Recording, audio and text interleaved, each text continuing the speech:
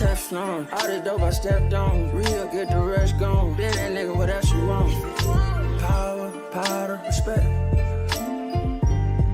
I want that money and power and power. Money and powder and power. Money and powder and power. That paper, yeah, I gotta stack that. Them diamonds keep blinking, we might have to jack that. Now boy, when that blicky come out, you get clap backs. Throw down with a little joint, I'm at you like pat. Come back when them candles out round your block and kick that. Come back when your funeral in progress and hit that. Hit your back to back, your bitch ass won't even hit back. Yeah, we splashing in fashion. Nigga, you could drink the drip, catch you slipping, we sliding. Your niggas on some different shit, we hit the lick, we with the shit. Shh. When you get hit, quiet down. No need for the talking, the fuck is that about? Tougher than a Teflon. All the dope I stepped on. Real, get the rush gone. Been that nigga, what else you want? Power, powder, respect. I want that money and power and power. Money and powder and power. Money and powder and power.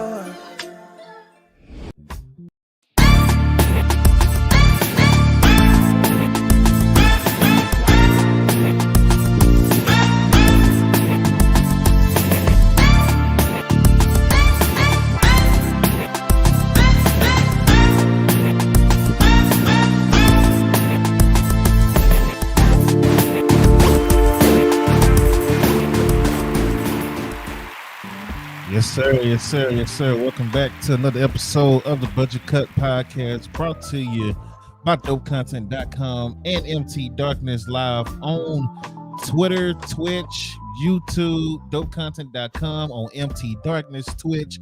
We're live on everything right now, so you have no excuses to not watch us from whatever platform that we're live on right now. It's been a couple of weeks. Yeah, I'm not saying your name, but what up? That stupid ass name when you know Luka is gonna be in Dallas way longer than Trae Young is gonna be in Atlanta. So you know, G-Dog, kick rocks. You always starting with these stupid names. You come in with another Luka name, I'm gonna beg you, sir. That's what we gonna do. Get up out of here, G-Dog. But it's been a while. I got a lot of wrestling to get into. Late start tonight, and it's all good because it's the summertime. So you should be good. And you know, people on Twitch, people are always on Twitch late night, so it don't even matter. So before we get into it, Dark, how's everything going with you? Everything's good. Glad to be back. Couldn't miss 3 weeks in a row, so I was just like, yo, we got to do this tonight. So a lot of stuff happened in the time that we weren't on though. So, but how have you been? Busy, steady trying to grow. This thing that we call dope content, we're steady trying to grow it, so it's been pretty busy, but you know, it'll pay off eventually. So other than that, it's been good trying to juggle life as normal as an adult in 2023 with you know what, off subject, let me ask you this: what is the air like where you are right now? Good so far. We're fine now, so I'm hoping that we're really close to New York, so I'm hoping that we don't get any of what's happening down there. Because actually, we're like next door neighbors to Canada. So yeah, I'm very surprised that we didn't get that. I'm surprised that New York got affected by that more than we did. So yeah, see, you know how people are. You get on TikTok for 5 minutes, and next thing you know, the algorithm is all, oh, this is a conspiracy. They lying. Canada is fine. They putting something in the New York area. You know how it is. So I was like, you know what? Let me ask Dark off subject real quick. Because I know you're close out there. So got a lot to get into. I don't even know, honestly, where to start. The title on YouTube, on my YouTube, is this a new era in the WWE? Because you know how it works. Once they start bringing in new titles and rebranding the titles, that normally means it's the start of a new era for whatever, you know, from the past eras. I don't even know what the past era is called. I don't know what this new era is going to be called, if it is a new era. But your thoughts? Do you think it's a new era that's starting officially? I guess. I mean, First off, I think that title's trash. I think Which one? Because they gave you 2 of them. Oh man. Well, Jesus. Yeah. Both of those title designs are lazy as hell. The women's one we just saw was lazy as hell, and the one for Roman was just super lazy. I think what's funny is that I swear to God, like what I want to say, week 1 that 2K23 was out. Somebody made a title design exactly like that. That it looked exactly like that. They so I was just like, this is like, wow, they literally just took that from fucking the Creation Suite and just made it real. So I was like, that's kind of dumb. Yeah, it's like, oh, look, all gold. Okay, Yeah. there you go. Let's keep the stupid W. So, to my knowledge, I thought undisputed mean undisputed.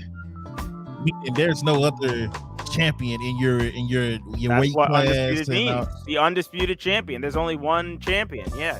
So with them bringing the world heavyweight championship, and then they give Roman a new belt, but they still call it undisputed. No, it's just the WWE championship. There's nothing undisputed about it. Why is it undisputed? Right.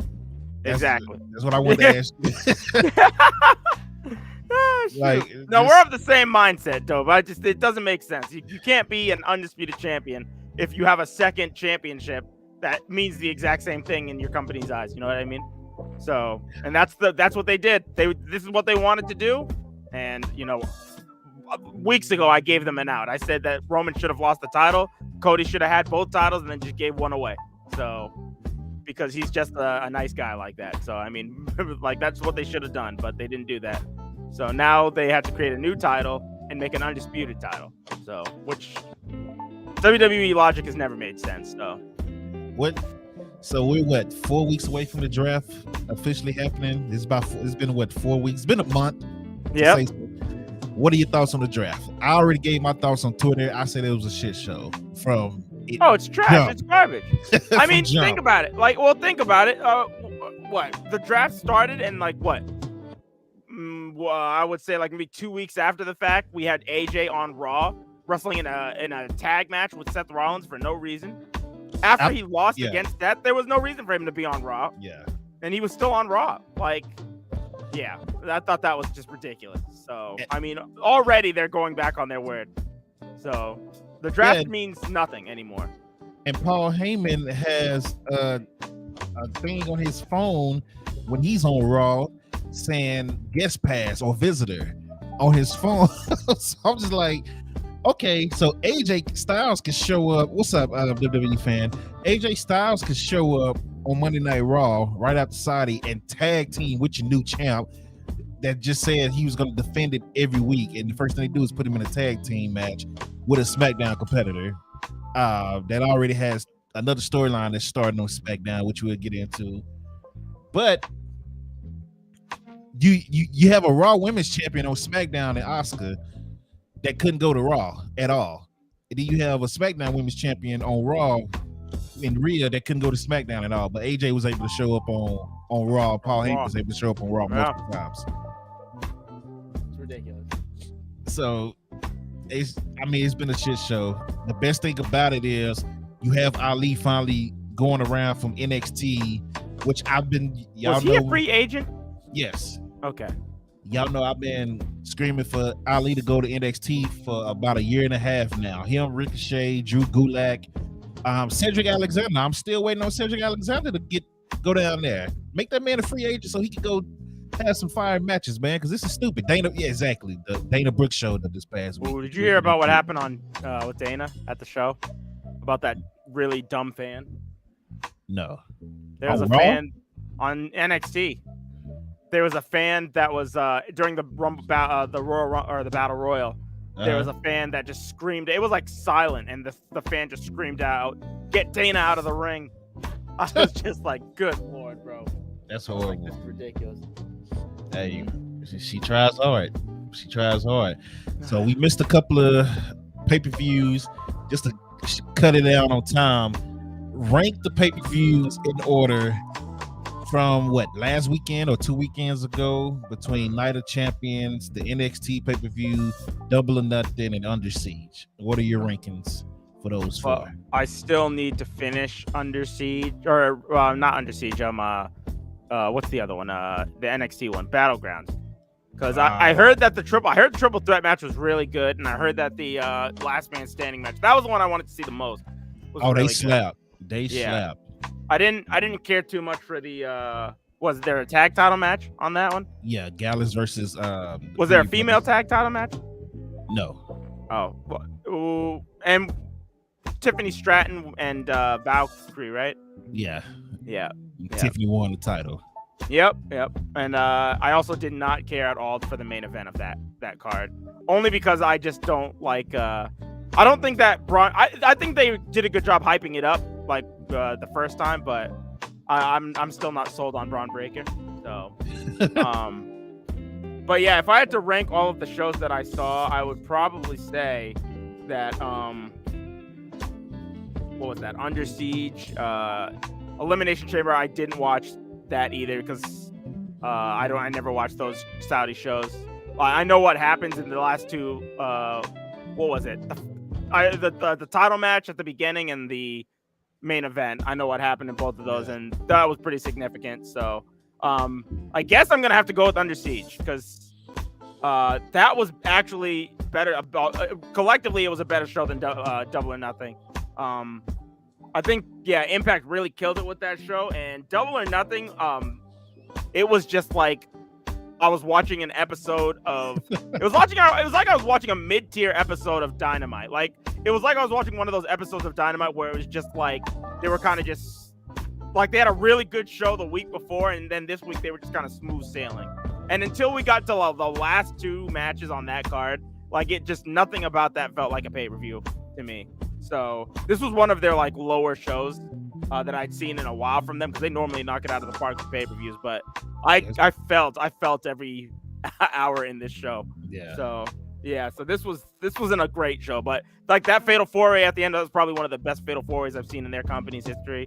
And that Anarchy in the Arena was ridiculous. The super kick with the pyro was nuts.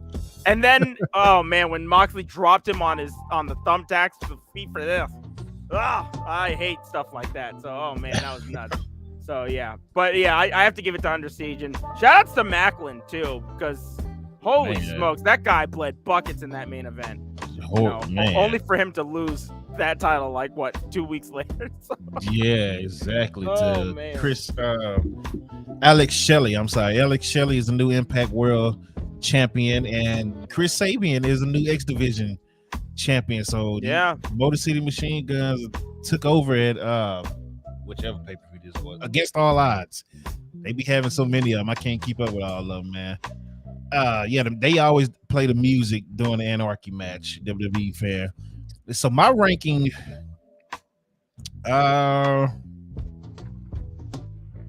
believe it or not, I'm going with Night of let me see.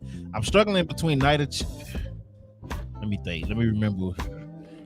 Let me refresh my mind real quick out of those four. And what stood out the most. I'm sure if the people that watch Night of Champions, I'm sure that if I did watch it, that it probably would have been higher on my list. Yeah, let me think. Yeah. That's actually my list right there, Stephen. Steven. Yeah, Night of Champions barely over NXT for me. NXT cooked. I'm sorry. Even the matches I didn't care for, they were good matches. Maybe the women's match, something happened in the women's match, in the title match, where you could tell that something wasn't on pace and they had to like get it together. Stratton's still learning. That's the thing. Stratton's still learning, but she's falling. She ended up carrying the match after. I'm trying to remember what happened exactly, but something happened where the match didn't. Valkyrie, what's the name? Yeah. So she went up. You know how you hit the ropes and they duck under, then you hit the ropes again and they jump over your head, whatever that's called. That sequence is called. Leapfrog, landed. Yeah, she landed and almost like destroyed her knee. Like legit almost destroyed her knee. And it took a while. Like they had to pause the match for a while. And she almost pulled a Shane. Yeah, she almost did. She landed bad. I saw it too, but Tiffany ended up calling most of that match after that happened early in the match, and it was cool. I did Heritage get Cup was good. WWE fan. Yeah, that Heritage Cup match, which was pretty disappointing for me, only because I watched NXT UK, so I've seen a lot of Heritage Cup matches, and yeah, that was more on the entertainment side of things. You know, like these Heritage Cup matches, they felt like actual sports events when you were watching them, like with the rounds and like the trainers in the other side. They made them feel like it was like a slug, like to get through them, and then like the last like couple rounds, you felt like it was also going at a frenetic pace. Like it was built really well, but with this, it's just all the interferences and stuff like that. I was just, once that happened, I was just immediately brought out of it. I was like, okay, come on. And I hope that that's not how Noam Dar does this for the rest of his reign as a Heritage Cup, because I feel like that should have been a really good match with him and Dragon Lee. Honestly, it didn't. I was hoping that was going to be a sleeper. So yeah, it didn't bother me to finish because I just had a feeling that he was going to have some BS finish. Like I didn't see him like beating Dragon Lee clean on Dragon Lee's first takeover, even though Noam Dar should have probably won clean, most likely, and defended the cup. But I felt like something was going to happen, so I was kind of expecting some BS. I didn't think it would be all of that, but I was expecting him to cheat the win at the end of the day. So it didn't bother me that much. And then Noam Dar he's always been for the culture. If you study the history of Noam Dar, ladies and gentlemen, he's always for the culture. Because Alicia Fox, now Lash Legend and her tag team partner, got over. Yeah, hey, he's for the culture. I'm a Noam Dar fan for that reason alone. He's always for the culture. But that last man standing match, dude, like that single-handedly, and I gotta watch that. Match, I gotta watch that. Yeah, that triple threat match and last man standing match. Those two matches alone put NXT on a different level for me. So that's number 2. Under Siege, that dude, PCO got his mouth stapled. That match was nuts. That match got very out of hand as soon as Macklin got smacked with that frying pan, and it just cut him open hard way, because then Macklin was bleeding just buckets around like water, like red water coming out of his head. Yeah. His face was just unrecognizable. It was like he had just gotten out of a pool of blood. And it's just the entire match, his face was just covered. It was ridiculous. And all the bumps that PCO took on the concrete slabs, and it was nuts. Like that match was in his 50s. Yeah. That was one of the craziest things. That was, man. That's a match I can only watch one time. Yeah. I'm not used to it no more. That match was actually probably crazier than Anarchy in the Arena, just because of how physical it got. It was bad. It was real bad. Like, oh man, it was bad. That was nuts. That was real nuts. Like Anarchy in the Arena was like a wild match. Yeah, because it went all over the place. But this match was just brutal. That match is the first time that I've ever got soft like the IWC. It was like, but what about the kids? That's what I was thinking about. What about the kids in the arena? Like, that's what I was thinking. So I was like, bro, this is nasty. You see when PCO had to use a stapler removal to get the staples out of his mouth, bro. And one of them too that didn't come out the right way, and he just opened his mouth and like, yeah, horrible, dog. Oh man, bro. Oh Lord. I mean, we grew up on ECW, dog. We seen some crazy stuff. We grew up on Attitude, Ruthless Aggression, but it's been so long since I've seen. Hell, we watched GCW, but nah, I was like, oh man, this might be overboard right here, dude. Like that was crazy. Dude, what's good? Babaruski, what's good?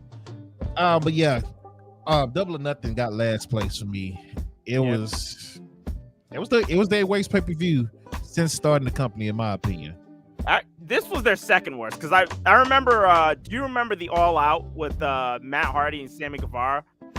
That was probably, that to this day is still probably the worst pay-per-view I've seen, because after they continued that match, the whole pay-per-view was just done for me. Yeah, that was the worst, but yeah. Dang, but this is probably the second worst show I've seen from them.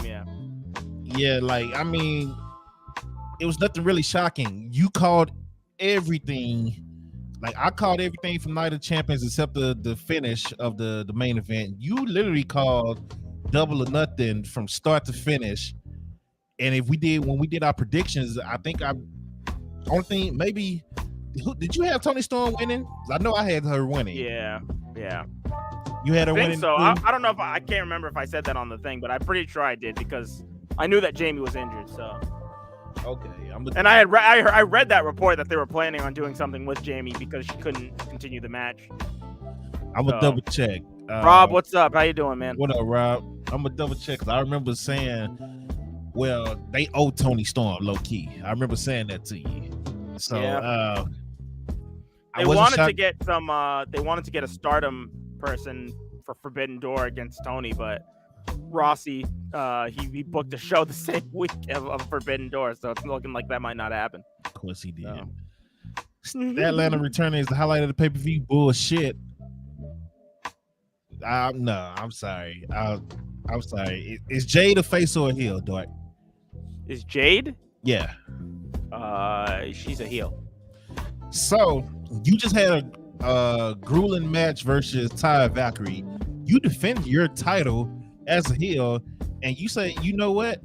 Let's do a call out. Let's call out another opponent, and then you have somebody else come out, which is Statlander returning. She gets the pop, but instead of Jay running away like the heel and saying we can do this another time because I'm not fresh or whatever excuses that a heel will use, she actually stood there and said ring the bell. Like, that would make me cheer for her, not boo her as a face. Well, I think I think that they're running a story too, because from what I saw, it was Jade was done with the match, and then Smart Mark Sterling gets on the mic and then says, "We're having another match." And Jade kind of looks at him like, I guess we're having another match. Like, she didn't want to, but she's just like, I can still go, I guess. And then that's when Statlander came out, and then she was like, she just wasn't ready. So it seems like the story they're telling is that Smart Mark Sterling kind of caused the streak to end by just kind of jumping the gun. Yeah, but again, that still makes it seem like she's a face. Heel because she just was a fighting champion. Yeah. Like, you lose your undefeated streak on that? That's how you lose it? Like, I don't know about that. I'm iffy on that one. And I'm paying attention to how they're treating Statlander as the TBS champ versus how they treated Jay. She was already on Dynamite 2 weeks back to back, defending her title. We seen Jade on Dynamite twice the whole year. This year so far, yeah. She's also had the title forever. I don't know how many times we've seen Jade on Dynamite. I can't even tell you how much time she was on last year or anything, because she's just had it for so long. I know she used to be programmed on Dynamite quite often, and then they just decided to put her on Rampage all the time. Hey, all right. Well, point is, I'm gonna keep a count on how many times she's on Dynamite consistently, considering how Jade was on Rampage for at least 6 months. So. Yeah, I'm gonna keep an eye out on that. We go see how we really feel about this TBS title. But that's it for the weekend 2 weeks ago. We had to break some of that down just before we get into this week, because again, we missed 2 weeks, so we had to break some of that down, give our thoughts. And I'm trying to make sure I don't miss nothing before we move on. Anything else happen? What else happened? I think that's it. Is that it? I think that's it. If something else pop up, we'll think about it. Oh, let's skip into last week's SmackDown, not this past week that we were talking to, but let's go to the super kick heard around the world from Night of Champions, where Jimmy Uso finally had enough. Super kick Roman Reigns. Jay is still confused. Jay is yelling Joe, still yelling Roman, while Roman is out, just putting an extra spin on the storyline and yada yada. What was your thoughts when you saw that? My initial thoughts were this all could have been done without Roman as champion. That's always my thought with any of these things. It's just like Roman doesn't need the belt. That for any of this is ridiculous. But let it go, Dark. They gotta let it go, bro. But I like it. I like it. It's interesting. We're getting into phase 2 of the Bloodline saga. So yeah, we had the Infinity Saga, and now we got the Bloodline saga. Phase 1 was Sammy Uso, and now we're going into phase 2, which is the rise of Jey Uso. So again. They better finish it this time. I'm telling you, if Jey Uso don't finish this story with him taking out Roman, I'm gonna have a problem with it. Like, I get Jimmy's doing his thing. Jimmy, but he's not gonna win the title. So see, this is why it would have been better for Roman not to have the title. If Roman didn't have the title now, if Roman and Jey were just having a singles match, then this makes this match even so much more important to me. Because it's not about a title, it's about Jey just getting a win over Roman, which means so much more. Like, this whole title thing just kind of throws everything in. Because now if they have a match, I know Roman's not losing. I don't give a damn about a match, a title. I don't care about none of that. At the end of the day, when the storyline is over with Jey and Jey is finally free, it don't have to be a match or a title win or nothing for me. All he got to do is super kick the shit out of Roman like Jimmy did, and then just walk out the ring. And I'm fine. I don't care what else happened. He kicks Roman and take off. That's what I don't care if it's a match or not. But Jey Uso has to be the one that ends that storyline with Roman. White Tiger, what's up? How you doing, man? So, like, I don't care how they do it. I don't care if he super kicks him and costs him the title versus somebody else. I don't care if he super kicks him in backstage and he take off running. I don't give a damn. Jey Uso needs to get the last lick on Roman Reigns, and that's it. I don't care how they do it. As long as Jey Uso is the one that do it, I don't care how else they do it. I don't care if he gets a title or not, honestly. But yeah, Jimmy was the one to pull the trigger. It seemed kind of quick. They just got into it, 1 week beforehand? There was no real build-up. I agree. It just kind of happened. Like, you had a long build-up before Sammy did something to Roman. Right. This kind of happened like over and it was like, what, 2 months ago? Like, Jimmy and Jey are just like going to war for him in the main event of WrestleMania. So, yeah, I don't know what changed. Them losing the title, him calling himself the best tag team of all time is probably what pissed him off. That was it. That's all it took. If Roman had said that earlier, then Jimmy would have turned on him that much quicker. So I guess that's all it takes. Yeah, it happened pretty quick. So that part of it was shocking because I was like, oh, they doing this now. Okay. And then, Solo made his choice, which did it shock you? That part didn't shock me. Solo choosing Roman. I feel like they had to keep it 2-on-2, at least for now. But I wasn't shocked by Solo making this choice. I don't know how you felt about it, but you say it feels like Jey and Jimmy. Roman? Yeah, I expected it. He said it feels like Jey and Jimmy switched roles in the story. Nah. A lot of people think that, but they're slow building Jey. That's what they're doing. And Jay's going to make a decision. Again, at the end of the day, this whole storyline is about Jey Uso and Roman Reigns. So whether he turns on his brother or turns on Roman finally, at the end of the day, once Jey Uso make his decision, that's it. So what do you think about this? So, so Cody wins at Money in the Bank, right? I'm getting nervous about that now. And this is going to be completely dependent on whether or not they do... Because I feel like if they do Cody and Lesnar at SummerSlam, then it's going to be for the briefcase.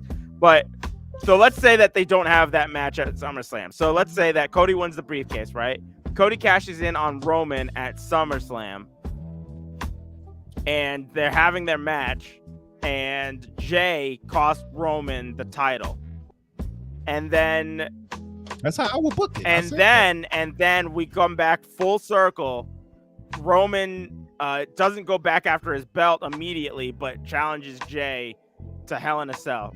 So we're going all the way back with Jey and Roman at Hell in a Cell, but now we've got a crowd back. I think that would be crazy. I think that would be a fantastic way to end that. And this time Jey wins. And then Roman just goes away for a while. I say I don't know how Jay is going to win outside of Jimmy helping.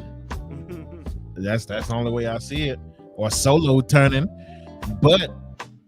or Paul Heyman turning because he lost his belt. Paul Heyman only go with the champions and the big money. So maybe Roman lose his title and Paul Heyman switch up on him and say Solo is going to be my new guy. Or I was something. gonna say, I think if Roman does lose, he's probably gonna try and just focus all of his efforts on Solo. That seems what he's been doing, kind of. But I'm starting to get nervous. I said 2 weeks ago, last time we were live, I would have Cody win the Money in the Bank, and then he goes after Roman Reigns and he cash in on Roman, and Jey Uso helps him. That's when Jey makes his turn at SummerSlam. Jey super kicks Roman or whatever. Cody gets the pin. That's how I feel it should be done. Roman takes a break, but I'm getting nervous about Cody even being in the Money in the Bank now. Like, I'm starting to get nervous that they might not put him in the match. They really like him and Brock Lesnar for some reason. That's what I'm saying. So he's coming out calling out Brock again. And like, it's 1-1. Let's fit. I'm like, oh man, I don't remember him being on the list of qualifying matches either. He better do something, bro. No, hopefully they just put him in the match. I don't even care. Hey, I don't even care if he qualifies. He just needs to be in this match and he needs to win. Because if he doesn't, man. Yeah. I'm nervous. He needs to go after Roman. He cannot not go after Roman. I think he's who else on SmackDown is going to take that title from Roman? They don't have any story built up. Bobby Lashley is the only person, but he ain't even been seen on SmackDown. Oh my God, yeah. He's only got to beat Roman on there. Sheamus got a win on him a long time ago. Yeah, but then Roman beat him again. Yeah. So AJ Styles, they not building AJ Styles up for that right now. Like Drew, that depends on if Drew signs with the company again or not. Because I think he's still. Drew is on Raw. Is he on Raw? Yes. Oh my God. Well, forget about that. Good Lord. Mix that whole idea. But hell, who knows? Anybody can go anywhere these days. Forget the draft. They just do whatever they want. Maybe Baron Corbin goes back to SmackDown and get a victory. He's the last person to pin him. I mean, Baron is a free agent, so there you go. Yeah, there you go. Omos. Yeah, exactly. Omos is JD. Yeah. It's JD from NY saying Omos is going to be the one that pins Roman. So, because he's a free agent. Does the draft matter? Exactly. We've already talked about that. Yeah, that's. Don't even get us started again. Yeah, but this has been ridiculous. Okay. Because it's just happened, and you're already breaking all your rules. Like, anyway, they made a big deal about it too. They made a huge deal about it. They made a big ass deal about it.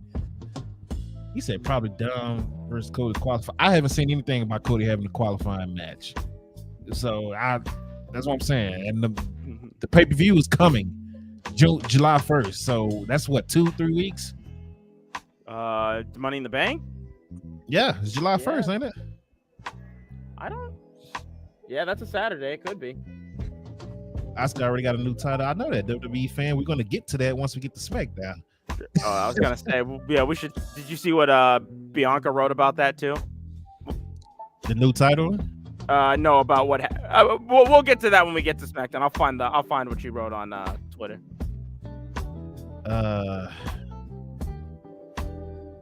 Steven said he liked so far that his guys have never really had the title except Shinsuke and the Money in the Bank. Shinsuke ain't had the World Heavyweight title either. He's always been IC champ. So, and things like that. So I think LA Knight, if Cody's not in it, I think they're going to push LA Knight finally. The crowd is just behind him too strong right now for them not to give it to him. So we'll see. I don't know. Let's get into Monday Night Raw finally, though. Seth Rollins comes out, doing open challenge, which was answered by Damian Priest. So Damian Priest and Finn Balor comes out and interrupt them. His promo, of course. And Seth took a lot of jabs at Finn during his promo.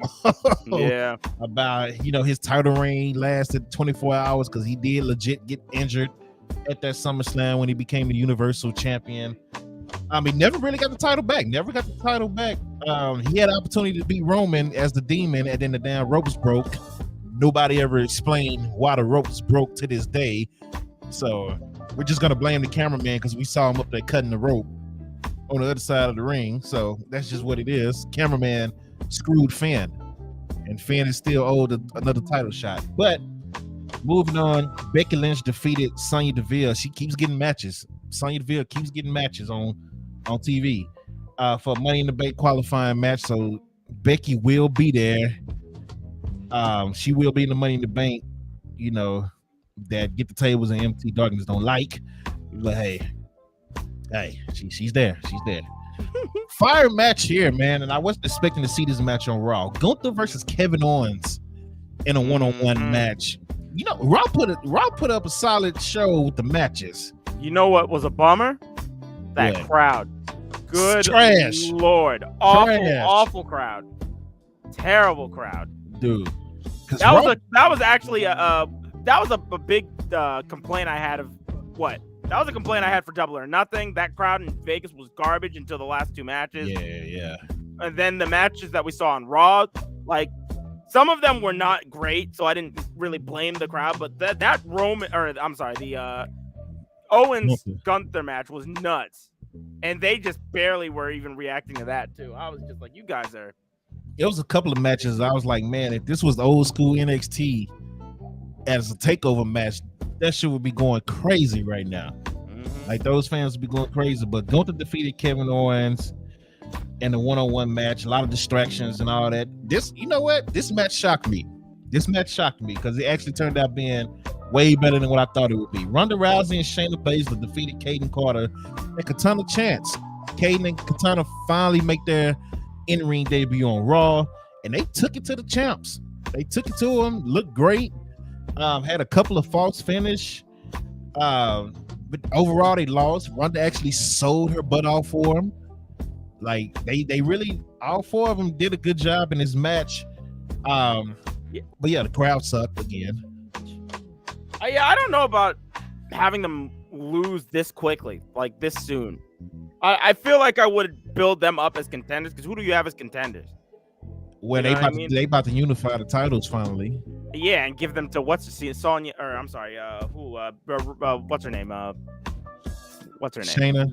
Shayna and Ronda. So like, it's just like, why don't you like you want a contender coming out of that match? So I mean, I would have built up Kaden and them a little bit by giving them. I would have just put a different team in there. Is all I'm saying. What team do they have to put in there? Can't put Damage Control in there. Can't. They got their own thing going on SmackDown. Yeah, then you got Isla Dawn and Alba Fire, but they're setting that up on SmackDown. So yeah, who's on? Maybe Natalya and somebody, but I think Natalya had a match. Didn't she lose? She did lose on Yeah, so that doesn't matter. You can throw Natalya with whoever. This is a random tag team. There you go. That's what they do with it anyway. They don't give a damn about Natalya. Now that shit at Night of Champions, I ain't gonna lie, I was mad, bro. I'm like, no, just go to Impact. Just leave. Go to Impact. Go have matches with Trinity, Mickie James, Bianca Purrazzo, and etc. Because Natalya can still wrestle. No matter what people say about her, she can still wrestle and put on a great match. Especially when she's in the ring with other good people. Just go do that. Like, because they don't respect you in the WWE at all. They don't give a damn about you, dude. They came out to the ring. Rhea was making her entrance. I literally left the living room, went upstairs, used the restroom, washed my hands, came back down. And I ain't even talking about like the sitting on the toilet. I'm talking about just a quick use the restroom, come back down. And the match was over when I got back downstairs, dude. And I'm like, what the hell happened? Like, they just, on her birthday, again, on her birthday, she get her ass whooped every year on her birthday. You took her to Saudi Arabia on her birthday for a 30-second match? Are you serious? Like, what are you doing? What are we doing, bruh? She could have. Right, but anyway, whatever. Go to Impact, Natalya. If you ever see a clip from us, I hope this is the one you see. Leave WWE. They don't respect you. They don't give a damn about you. You've been there. You've reached your highest of heights in WWE. You had the SmackDown Women's title for a while when you beat Naomi at SummerSlam. You had the Divas Championship for a while. That's it. You're done. That's it. That's all they're gonna give you. They're not gonna give you another title run. None of that shit. Just leave. They don't give a fuck. just leave. Go to Impact so you can have some fire matches and just show the world what you can still do. Honestly, that's sad. This don't make no damn sense. I'm saying, bro. But moving on, another fire match. Ricochet and Shinsuke Nakamura going at it one-on-one. They ended in a no contest thanks to Bronson Reed. I'm liking what they're starting to do with Bronson. They're starting to get Bronson rolling now. But it was confusing because like he lost his qualifying match, didn't he? Yeah, that's why he came out and attacked them. Well, all right. Well, I just all right. Look, I just want to see Bronson. I just want to see Bronson roll through people. I'm done with logic in WWE. So I'm done with logic. The logic, I don't even think about it no more because it frustrates me every day. Every time I watch a show, it's like, why the hell is this happening? So hey, whatever. Bronson looks strong. I'm happy for it. Ricochet and Shinsuke had a fire match. I would take it. So, this I gotta take what you can. During this Monday Night Raw, man. You gotta take what you can, bro. Say less. I got Miz TV has Cody Rhodes for whatever reason. Dominic Mysterio comes out and interrupted. He's getting booed out the arena, of course. Long story short, Dom talked his trash, got booed. Cody Rhodes, he talked about Cody being a deadbeat dad like his father, of course, because he has to go back to Rey Mysterio to keep that heat going. And Cody was like, yeah, I made mistakes. Ray has made some mistakes as well, and I'm looking at one. Crowd goes, oh. Dom sneaks a slap in, and he gets out the ring. Miz is standing behind Cody like a dumbass. Miz know he's going to get hit because this is just what Miz do. And, of course, Cody takes out Miz in the segment. So, Zoe Stark, I like the way they use her. That's who defeated Natalya. Zoe Stark defeated Natalya in the Money in the Bank qualifying match. A lot of people was upset when Zoe came out and helped Trish. It was like, this don't make no sense. And why is Trish around doing this and that? If Zoe is coming in as a heel, and her first storyline on the main roster is her versus Becky with Trish in her corner, that's how you make a new superstar. That's how you give us some type of importance to her. You put her with a legend. Trish is going to build up as much as she possibly can. Her matches with Becky hopefully should turn out to be something. And that's how you build somebody up that's new to the roster that the crowd don't know. You put them in a storyline like that. So I don't understand why people are upset that Zoe Stark is with Trish. You have any thoughts on that? No, I think what they're doing is good so far. I think that I think Zoe Stark's involvement in this storyline spiced up what was kind of a dead thing to me. Yeah, I didn't really care for it before. So the only thing that I really have a problem with is I don't know.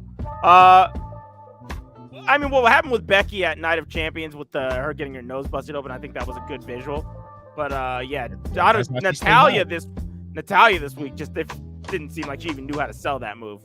They don't know how to sell it on the main roster.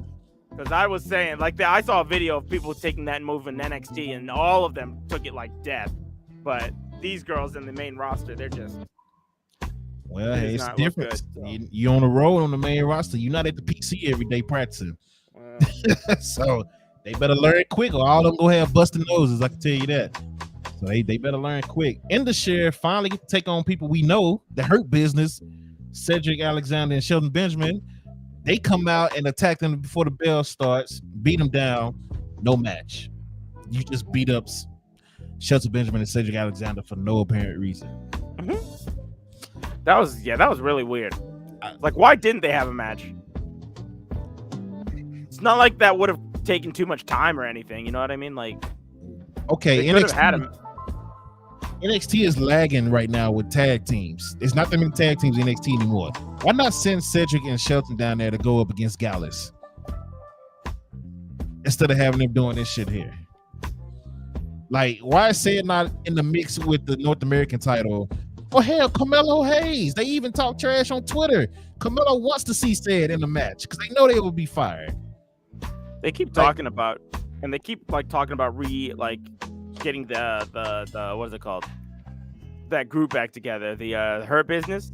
I don't But think then they that's like happening never anymore. do. I was gonna say. So I don't.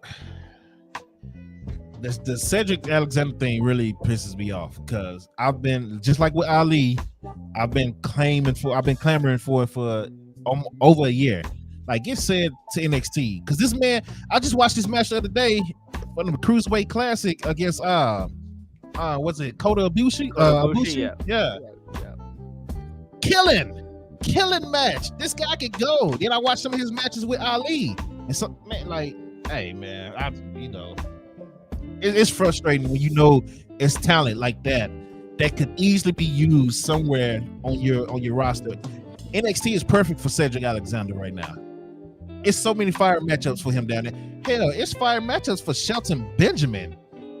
Even being an older Shelton Benjamin, it's fire matchups in NXT for him right now. I can imagine Shelton Benjamin versus Tyler Bate right now. Strength and athleticism versus with both of them. Shelton at his age can still go. Shelton versus Dragunov. Like, come on, man. But they want to put them on Raw. Whatever. I'm trying not to vent today, but I'm already there. Like, it's been a while. I did good last episode, not venting. I got close. Dark ended up venting last episode. It wasn't me. But I feel like it's gonna come today. I'm really and we just on Raw.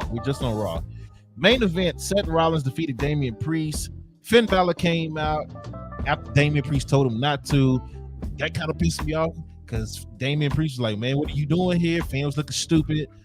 It looks like they're setting up Finn versus Seth, which I'm good with. I'm good with that. But I feel like they're about to break up the Judgment Day, though.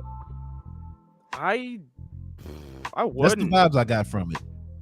I feel that too, but I wouldn't. Dunk, how you doing, man? It's just that I feel like the Judgment Day is just, it's too soon for that, you know?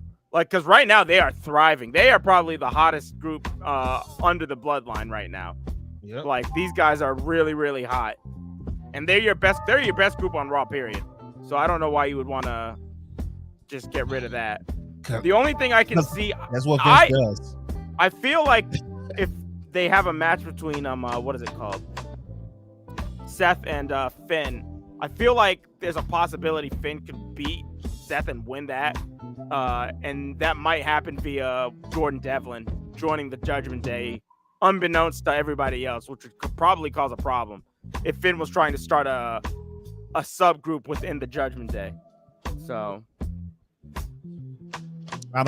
y'all talking about and the Lions fan just kick out Priest and add Jordan Devlin. And see, I don't like that either because I feel like Judgment Day is now gonna go downhill. WWE fan is saying Jordan Devlin will replace Priest.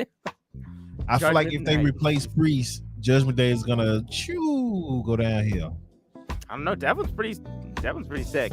Oh, we know he is. We love JD, but we're talking about possibly Vince McMahon running his storyline here, and we know how Vince feels about Finn Balor. He likes Priest. I was gonna say, in a perfect world, all of them are together. That's what it should be. Yeah. Like, he likes Priest. He loves Priest. But if he got his hand on Judgment Day without Priest and it's just Finn as the leader, and then, I mean, you got Rhea that's gonna help, but Rhea really ain't doing much right now. That's gonna make me nervous. I'm sorry. Priest brings the size. He has a great look to him that Vince loves and all that stuff. But they're thinking about heavily pushing him though. Like that match with Bad Bunny in Puerto Rico really impressed a lot of people backstage. Push him within the group. Yeah. What's so hard about that? We'll see what they do. We'll see what they do. But Solo is being pushed within the bloodline. What's so hard about pushing Priest?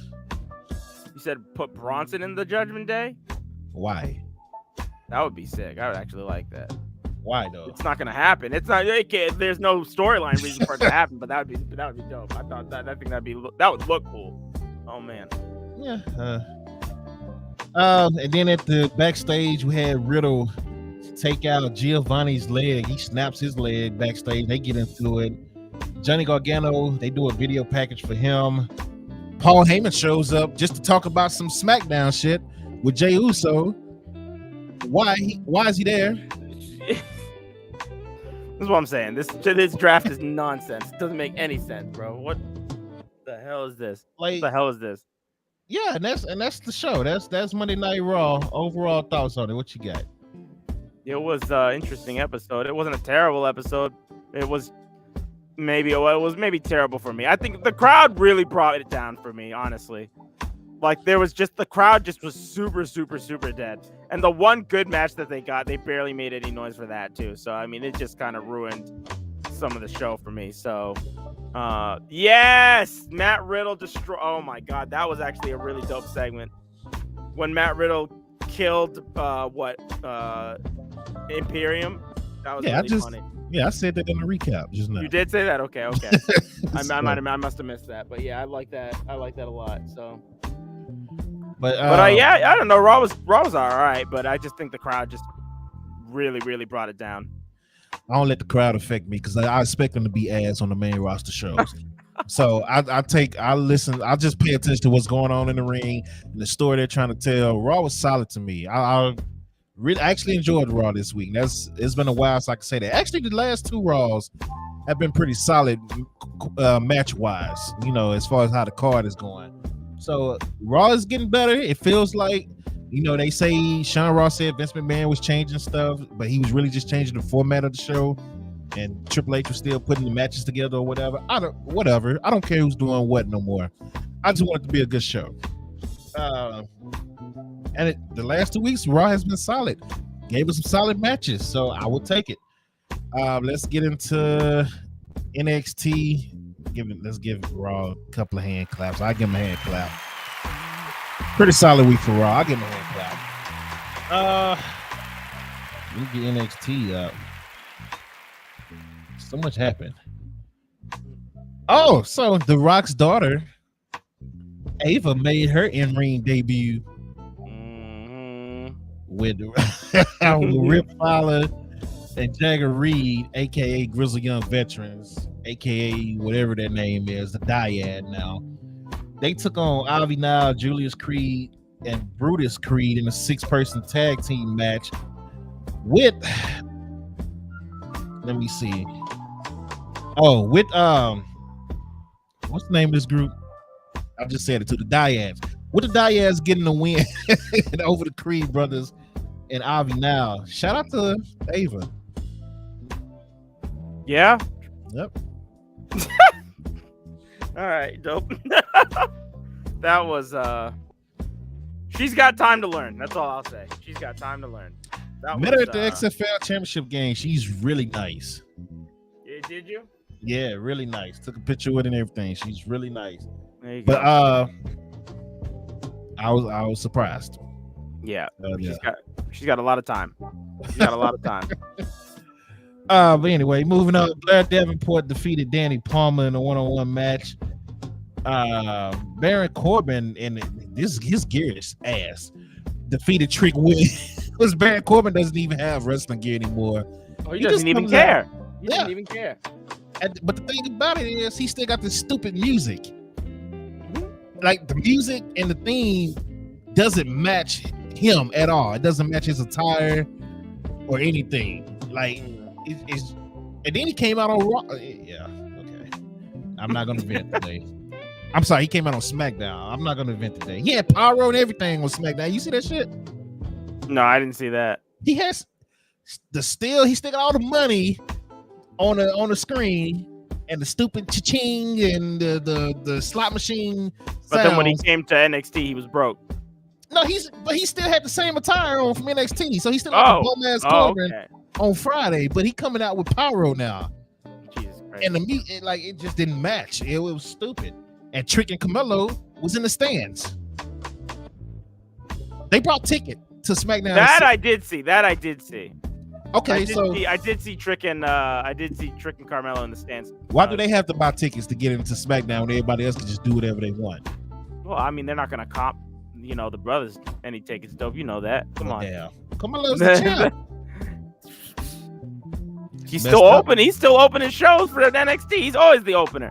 It's racist. Carmelo the opener, bro. I've always been saying this. But Baron Corbin Baron Corbin defeated Trick Williams. Trick is steady taking L's before they lose to Carmelo Hayes. So I don't know what they're gonna do with that. I feel like something is gonna happen between those two. eventually. Mustafa Ali defeated Joe Gacy in a good match. Eddie Thorpe defeated Damon Kemp in a match I didn't care about. I don't think nobody else cared about it. Scripps somehow defeated Dabba-Kato. I don't even remember seeing that match. But yeah, Scripps got the win. I don't know. Let me see. Oh, a distraction by Axiom helped Scripps get the win as he rolled Dabba-Kato up. So, okay. Thea Hall won the NXT Women's Championship #1 contender Battle Royal, which is okay. And that's the main event. And that is backstage, Braun Breaker attacked Dragunov for whatever reason. And Braun, didn't he call out somebody? Yeah, Seth Rollins. Yeah, I see Seth it, Rollins man. is going to be on NXT next week. Which is crazy. I like it. I like it though, because that's supposed to be the workhorse, champion. Even you know what? Never mind. I don't like it. You know why? Because of the draft. He's not supposed to go nowhere else. He's supposed to be on Raw. So Braun should be going to Raw. No.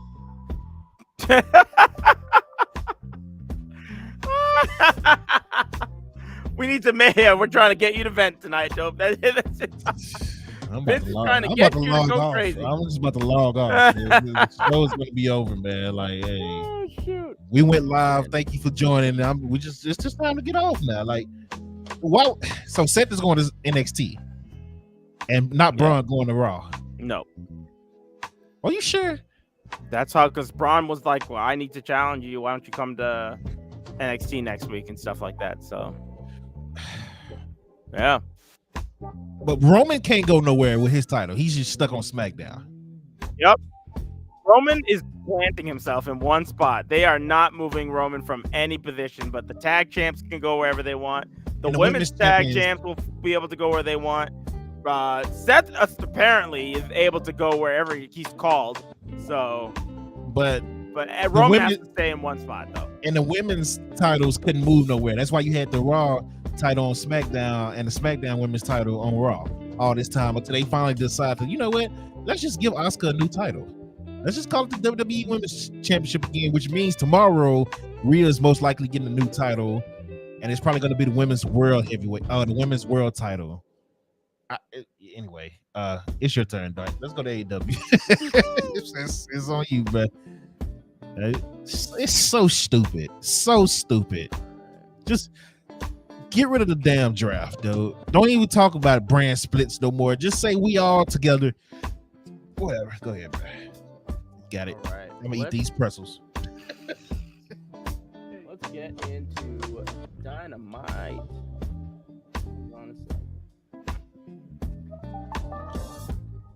All right. Getting into Dynamite. We've started off with Orange Cassidy and Swerve Strickland for the International Championship. In my opinion, this was the best match on the show. It was fantastic. A match came to the end where Orange Cassidy, they were countering back and forth. He gets hit with the house call and a swerve stomp for a very, very, very close near fall. Then Swerve tries to go for the JML driver, but that gets countered with a roll through by Cassidy. Swerve counters with a roll through of his own and grabs Cassidy's tights. So Cassidy reverses that into a roll up and grabs Swerve's tights for the 3 count. And Cassidy retains barely. I'm gonna just kind of say it right now. I think that Cassidy is the best modern champion going on right now, over Reigns. Like, this title reign has been very impressive. They're trying to get Seth to be the workhorse champion in the WWE, and if he wants to do that, then he's gonna have to match up to what Cassidy's done, because Cassidy has had a bunch of defenses with very high quality level of like match rate and match work. So if you went through this entire reign, you would just be impressed by the stuff that you saw. So I think Orange Cassidy's done a great job at proving that he's more than just a gimmick at this point. And the fact that every match I'm watching now, I'm just imagining like this could be the match where he loses to somebody. I thought this was the match he was going to lose and Swerve was going to be the champion. And I was wrong. So, like, every time that his title's on the line, I'm just like, I need to see if he's going to lose it or not. Because it feels like this could be the night. So, like, yeah. So who's going to beat him then? I thought Swerve was going to be the guy. I thought Swerve was going to be it, but if Swerve isn't going to be the person, then I think that they're gonna probably put it on Miro. You think they're going to do it on Collision? If not Collision, then at probably, what is it called? Maybe Wembley.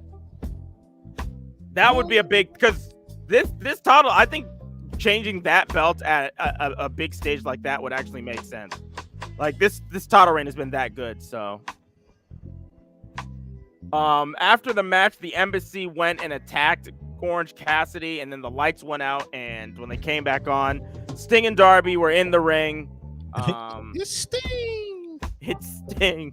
So we got a 8-way match next week. It's going to be the Embassy, the Mogul Embassy, versus Sting, Darby, Orange Cassidy. There's one other person. I just can't remember who it is. We got a Hyatt package for Bryan Danielson and Kazuchika Okada. Dope, what did you think about that when you heard that? I was shocked. Yeah. I was shocked. Honestly, to be honest with you, I forgot about Forbidden Door. Like, my mind automatically went to All Out. So when I saw the video, I was like, wait, oh shit, it is Forbidden Door. Like, Forbidden Door is coming up. Yo, no, I was shocked. That's dope. That's gonna be fire. So actually, yeah. So there was actually another wrestling show that I actually did watch this too, but forgot to talk about it. So I'm actually putting this at the top of the list of wrestling shows that we watched that weekend. So the Dominion for New Japan also happened, and this was a phenomenal show. And some interesting things to come out of that was the opening match. We saw the finals for the #1 contendership tournament for Kenny's IWGP US title. Will Ospreay went over Lance Archer, and then afterwards, Ospreay declared war on Canada. So he made it official that he was going to see Kenny and humiliate him in front of his home country and take that belt back, just like he did to him at the Tokyo Dome. So I thought, I think it's a high possibility that Ospreay beats him and wins this match, and then we have a rubber match. Yeah, and I think we have a rubber match in just like a neutral ground. So, so I like that. What else happened? Yeah, Claudio Castagnoli, Jon Moxley, and Shota Umino lost against in a 6-man match for the never openweight 6-man belts against Okada, Ishii, and Hiroshi Tanahashi. And afterwards, that's when Jon Moxley was saying, you think you're the best in the world, but we actually wrestle with the best wrestler in the world. Showed the video package. That's where Bryan Danielson sent out the message to Okada and said, you think you're the best? Well, when you wrestle me, you're wrestling in the fucking desert and there is no rain. I was like, that's fucking dope. I love that line. After that, we had announcements for the G131 Climax, and two big things to come out of that was the Kaito Kiyomiya from Pro Wrestling Noah said he was going to join the tournament, and Eddie Kingston is going to join the tournament as well. So the lone AEW wrestler to join the G1. But I think this was a great get for New Japan, and I know Eddie Kingston's fucking ecstatic that he's going to be in the G1 this year. So, but yeah, those are all the things that came out of that too. So back to Dynamite, we had Blackpool Combat Club facing Chaos. Right at the beginning of the match, Chucky T throws a chair at Moxley's face. Rocky came off the top rope with a plancha. Trent got Yuta in the ring, gave him a suplex and a brainbuster. A pile driver. And Claudio had to come in and break up the count. Blackpool Combat Club ends up coming back and getting the win. There was also a crazy spot where Trent went for a moonsault to Claudio, who was on the outside. And Claudio, just perfect timing, nailed him with an uppercut. And it looked insane. I would go watch the match and check it out because the timing of this looked wild. After this match, there was a promo cut by the Young Bucks and Hangman Page where they challenged the Blackpool Combat Club for next week, and Bryan Danielson accepted on behalf of the Blackpool Combat Club.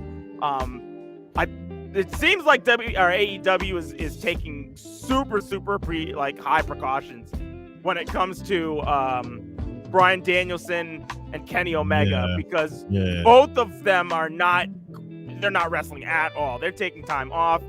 They might as well just wrap these two in bubble wrap and just told them to stay away. New Japan, they're not doing the same thing. Okada was just wrestling the other day. But I think they're trying to take precautions to make sure these things happen.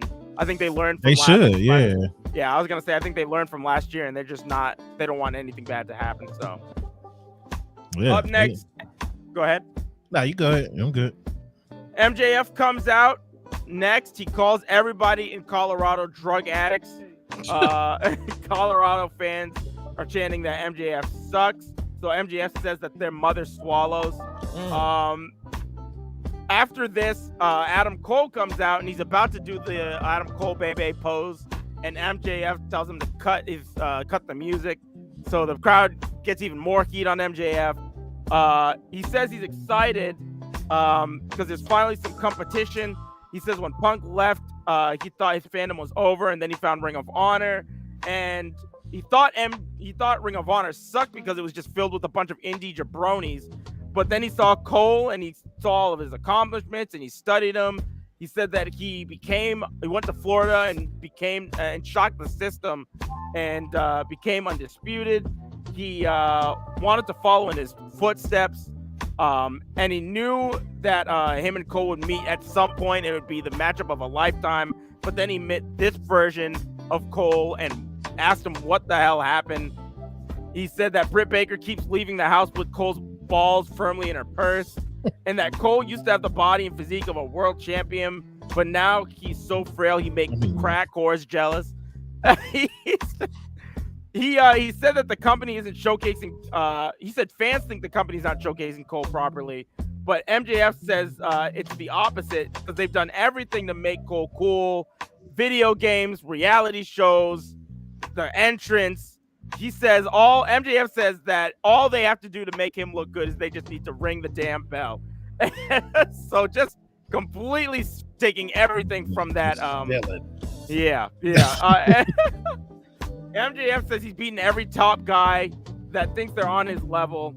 And he heard a rumor that he couldn't get over in WWE because there was a certain higher up in Titan Towers that didn't see him didn't see that he had top guy potential. And at first he thought that he was crazy, but now he thinks that Vince was right. And Adam Cole comes back saying, really, that's all you got? He's just like, you're just a basic toxic internet troll. He's like, what's your obsession with other people's relationships? He knows his fiance left, but come on. Just a bunch of shit from Cole, asking him if he wants to piss in a cup backstage and this, that, and the third. That was crazy. Cole calls him a coward, and he says everybody in the crowd knows you're a coward, and you keep resulting to these cheap lines, but you will never defend your title. He says that he says MJF's line, and that's what sends him over the edge. So MJF says that he'll let MJF. He says he'll let Cole challenge MJF. So there's going to be a championship contenders match for next week, which I was really surprised at how soon this was going to be. But I'm assuming there's going to be some type of shenanigans.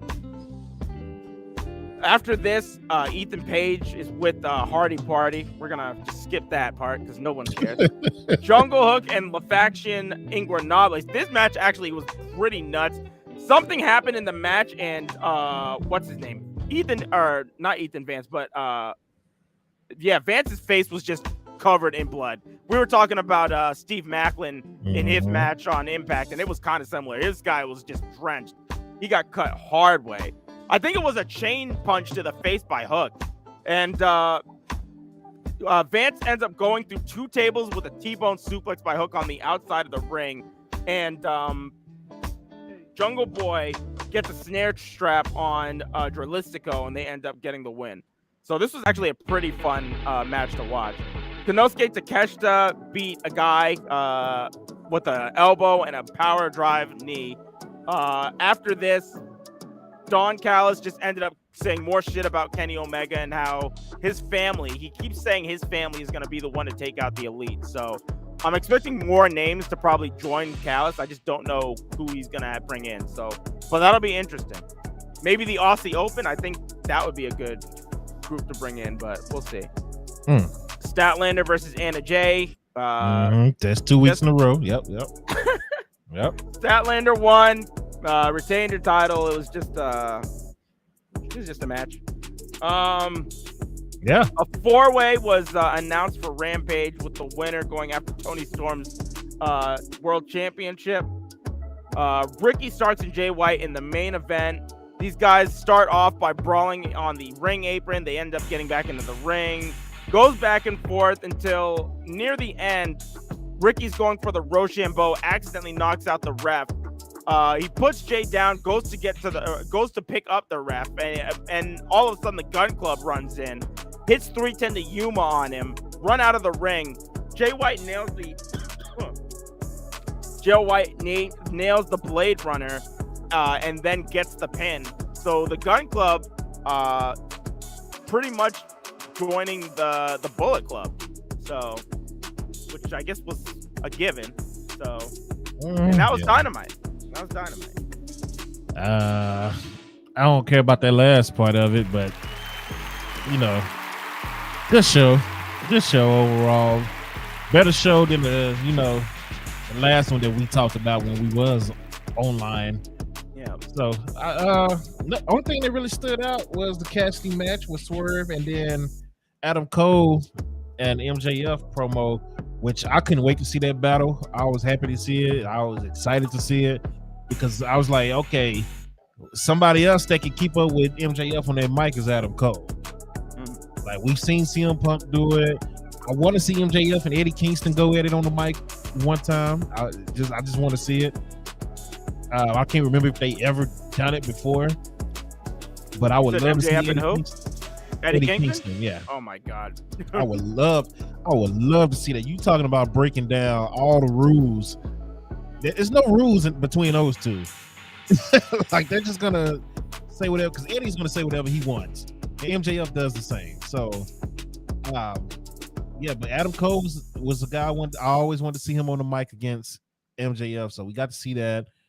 This match, I don't know, man. Like, who's MJF gonna face at Forbidden Door? Is he gonna defend his title at Forbidden Door if they? So that's what I'm thinking. I'm thinking that somebody's gonna come in and I think somebody's gonna come in and help Max keep his title, or gonna stop Adam Cole from winning.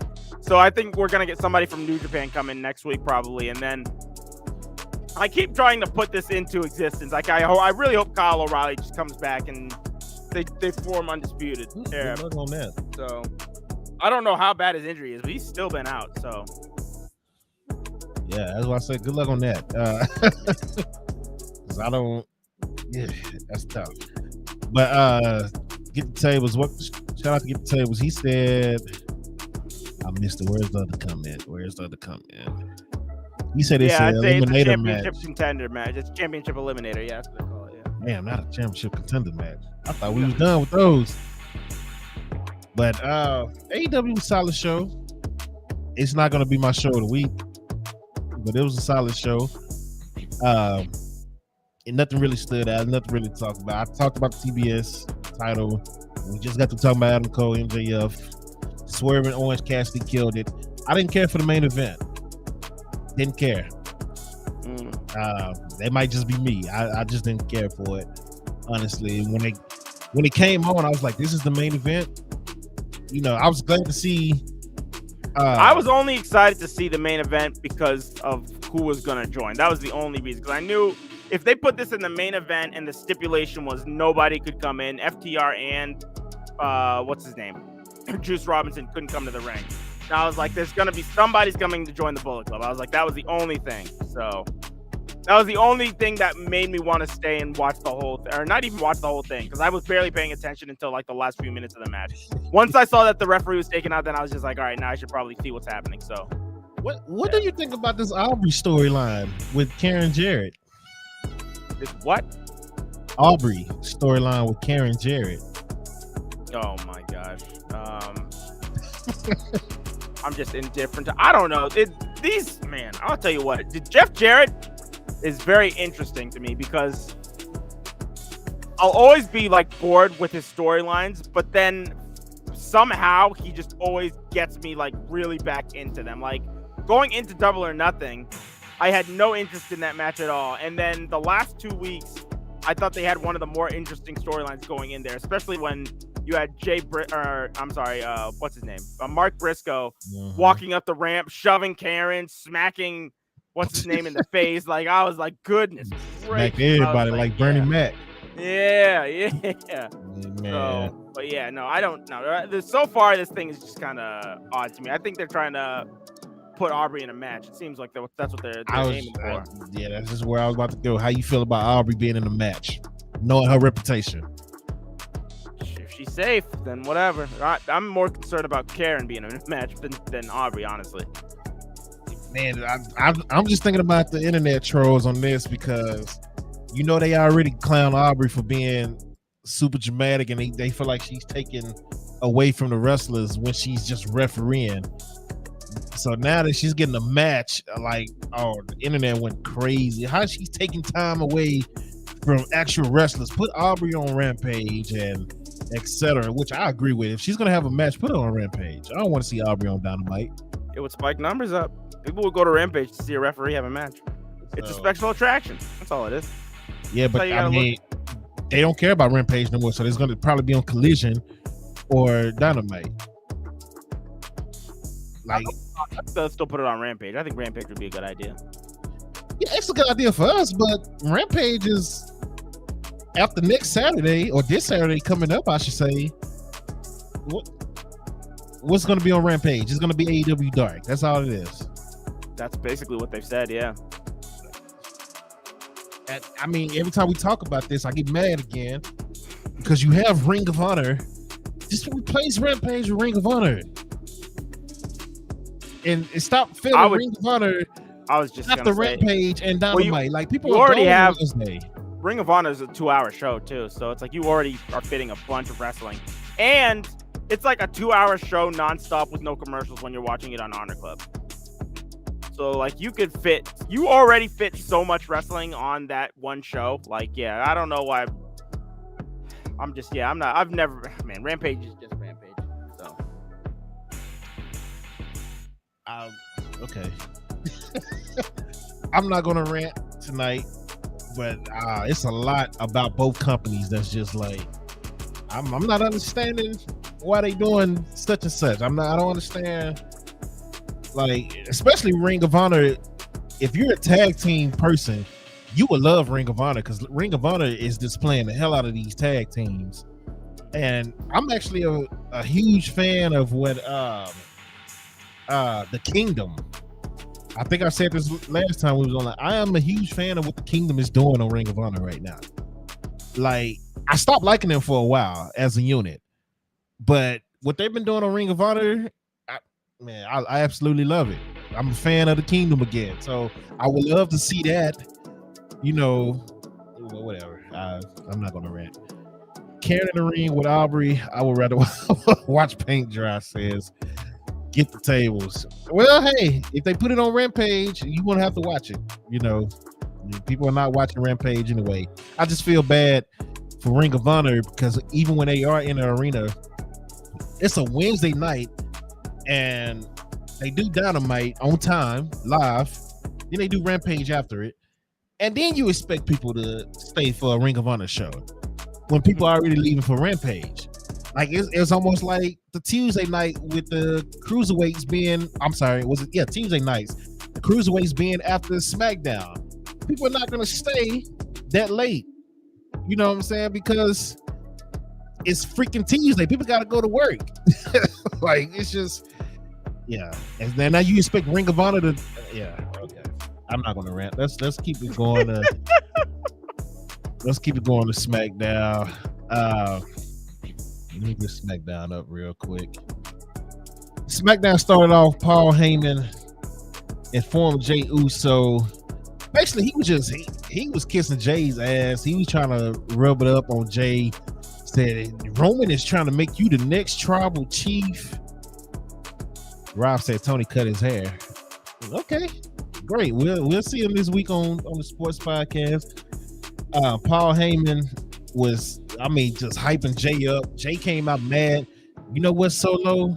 What you did to our big brother is something you don't do. I don't know if I can forgive you for that. And Paul's like, I got this. And, hey, man, we got you a U.S. title shot tonight. You're going to be riding in private jets. Jimmy knew that he was never the one between y'all two. It was always you, Jay, which is low key.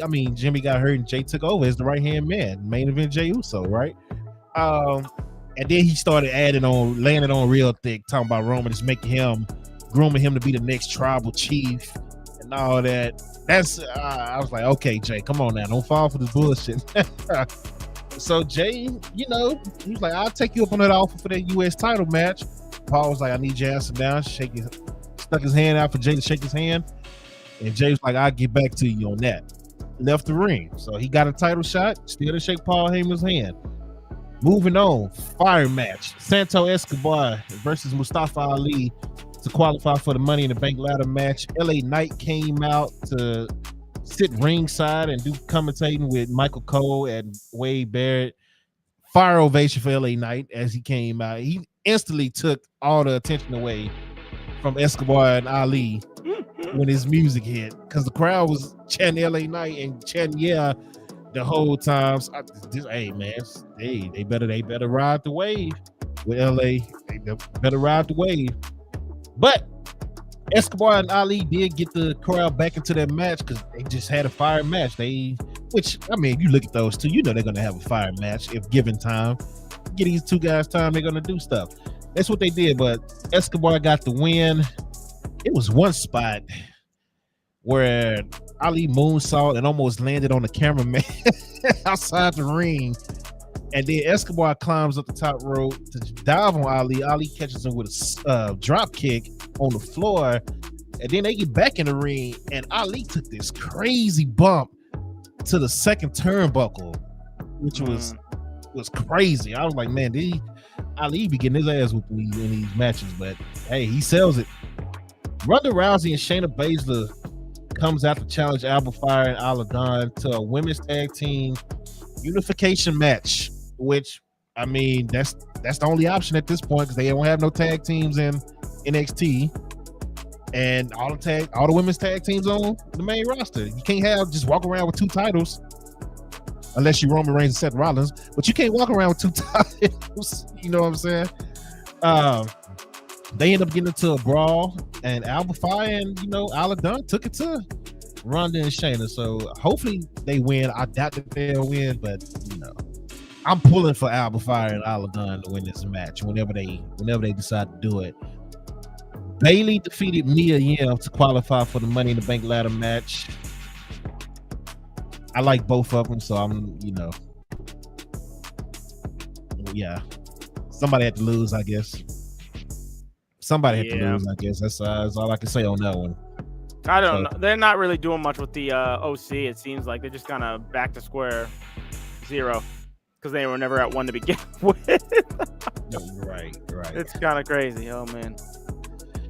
Asuka gets her new title, and it's now called a WWE Women's Championship. So this is what I wanted to read. So go ahead and finish the segment, and then I'll say what I was gonna say. Yeah, it's called a WWE Women's Championship.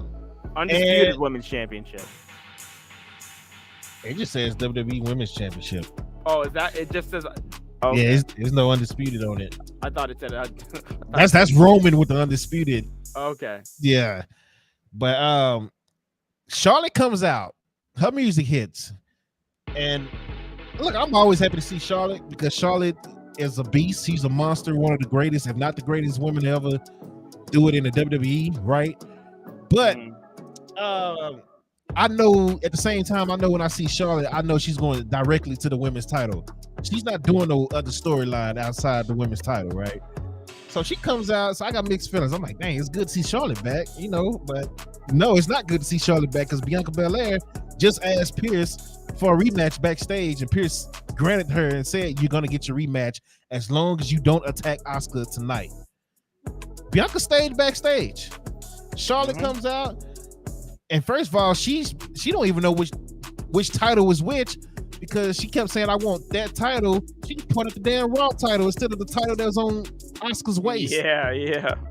I want that title. No, you don't. You want that title. Like, get your mind together. Why you pointing at the Raw Women's title? You did it twice. And Asuka was doing this, like you know what I'm saying? This is this the title right here, this big gold thing right here. But whatever. Charlotte don't know what title she want. And okay, Rob. So Rob, to that, why would Asuka put the new title down and still wear the old title if it's been revealed already? Like, it's a big gold thing literally in her face, and Asuka is tapping and doing this. Like, anyway, whatever. So yeah, Bianca is mad because Bianca's like, well, I was next in line, and Pierce granted Charlotte a freaking title match. So hopefully Bianca attacks both of them when they fight, and they sets up a triple threat match. That's all I can think of. And Charlotte better not win that damn match. That's all I'm gonna say. Baron Corbin lose to Butch in a quick match because he's distracted with Carmelo and Trick. Yeah. So hey, whatever. Butch got the win. I'm happy for Pete Dunne. That's all I can say on that. And then Carmelo and Trick attack Baron Corbin ringside. They brawl, whatever. And Sky defeated Shotzi to qualify for the Money in the Bank ladder match. So Io's about to do some crazy stuff in this match coming up. It's gonna be interesting to see what her and Bayley do once they cross paths, because it's gonna be a spot where her and Bayley are going up at the same time. So you already know there's gonna be something. I can't wait to see what they do there. And then the main event, Austin Theory versus Jey Uso for the United States Championship. Jey was taking it to Theory. The Pretty Deadly came in, got involved, and actually let me go back because I'm skipping ahead.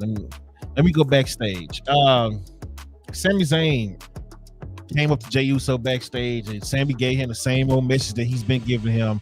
Like, hey man, if I could do it, you could do it. Turn the page. Main event, Jey. We had so much fun. The Bloodline. Jey can't be in any segment without Sami without laughing.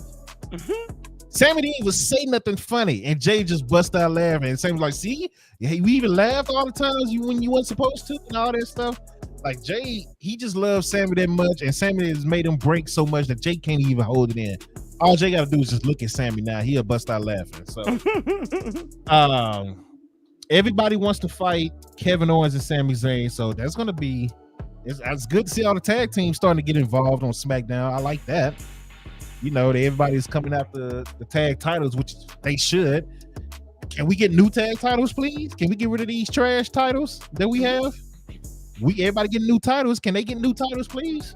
They'll probably get new ones. It'll just be the same titles, except these things will be what? Oh God. I don't know. Gold, black, or gold, some shit. I don't know. Yeah, it's ridiculous.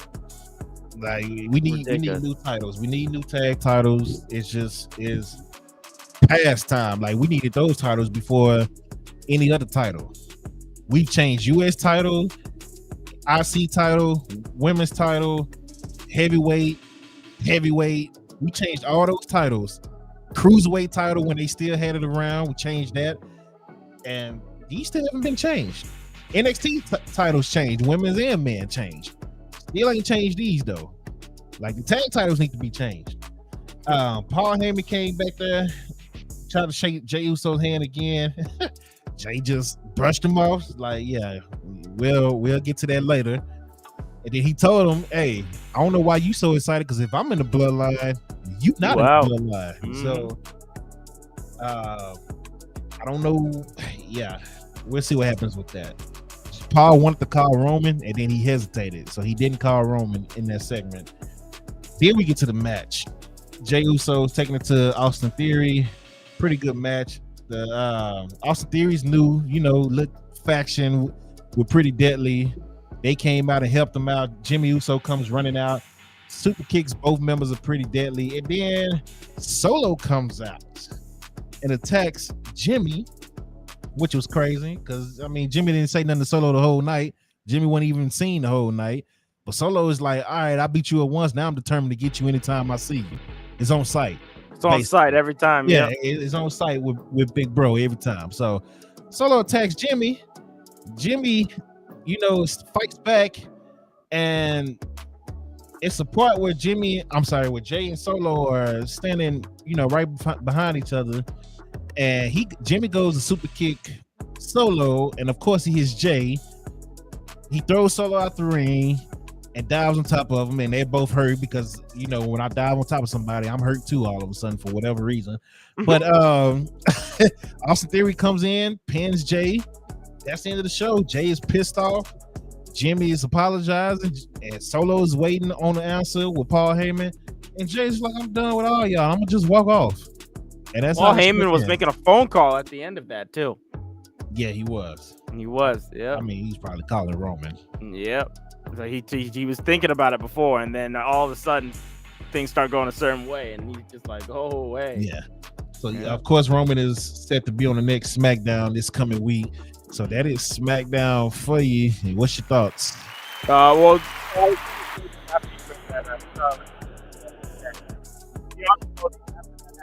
It's like I've been processing what went down last night. Let me get this straight. I did exactly what was asked of me. Agreed to let Asuka have her moment as long as I got my rematch. Just for Charlotte to come out and demand and get handed a rematch. Am I tripping or am I tripping? I thought that. Yeah, I think Bianca's low key turning NXT Bianca again. She's starting to have a little more attitude about herself. They did boo the last 2 pay-per-views overseas. So Saudi booed her, and then Puerto Rico booed her. So I think it's time. But they don't like people having long title runs, even though she was a fighting champion, unlike some other people. But they don't like greatness. You can't. It's a popcorn world we live in. Everybody, you gotta have a new champion every 2 months for everybody to be satisfied. So, but yeah, no, I think SmackDown was better than Raw, and I liked everything that they were doing with Jay. This is just like a slow burn right now, but I think we're gonna see Jay snap out of it and join his brother eventually. It's just kind of a matter of when that happens, and when it does happen, then I feel like we'll finally be getting closer to the end of Roman's reign. So I low-key feel like he's gonna swerve us and join Roman for a couple of weeks first. You think so? I feel like that's gonna happen because they trying to string this along as long as possible. They want this to go on forever, and I feel like the way to do it is Jay breaks Jimmy's heart and say, hey, I'm joining with the Tribal Chief, and then they get into it. They have matches or what. I don't know what they're gonna do after that, but they get into it, and then at the end of the day, Roman is gonna do something to Jay. He's gonna abuse him again, and then that's when Jay snaps. And they got to be careful about riding this for too long, because this similar thing happened with the Omega Hangman story, which some things were out of their control about it, because Hangman's wife got pregnant and stuff like that, so they had to delay it a little bit longer. But there were times where they could have pulled the trigger a lot sooner, and it would have made a lot more sense. Like if Hangman had won it all out, that would have been a good time for them to do that, since that's when Hangman had his first title shot against Jericho and got screwed. They could have done it like so many different times, and they just didn't. And I feel like we're seeing that again with the Bloodline. Just like they keep saying, this is the plan, this is the plan. There's so much to tell with the story. This is the plan. Don't worry, everybody. But it's just like, I don't know. Like I feel like this story is just really discombobulated, and giving Roman the title just this long just so he can stack up the days is just, I don't know. I think we won't have like a final decision for sure, or the ending of this Bloodline story to at least Survivor Series. I want it to be SummerSlam. Well, I just want Roman to lose to Cody at SummerSlam by any means. That's what I want. But storyline, I think they're gonna push it at least to Survivor Series because they're doing War Games again, right? I would assume so. I think it'll be another Bloodline War Games match with whoever, and I think that's when Jay finally does it. It has to be. I think it's going to be at a Big Four. It's going to be SummerSlam, Survivor Series, Royal Rumble, and Mania. I don't see Jay. I don't see them finishing up the storyline with Jay at any other pay-per-view outside of the Big Four. So we'll see though. It's a lot of ways they can go with this, so we'll see. But that's all I got. You got anything else on SmackDown? No, that's all I have on SmackDown. All right, let's get the Rampage. Good show. All right, Rampage. Hold on 1 second.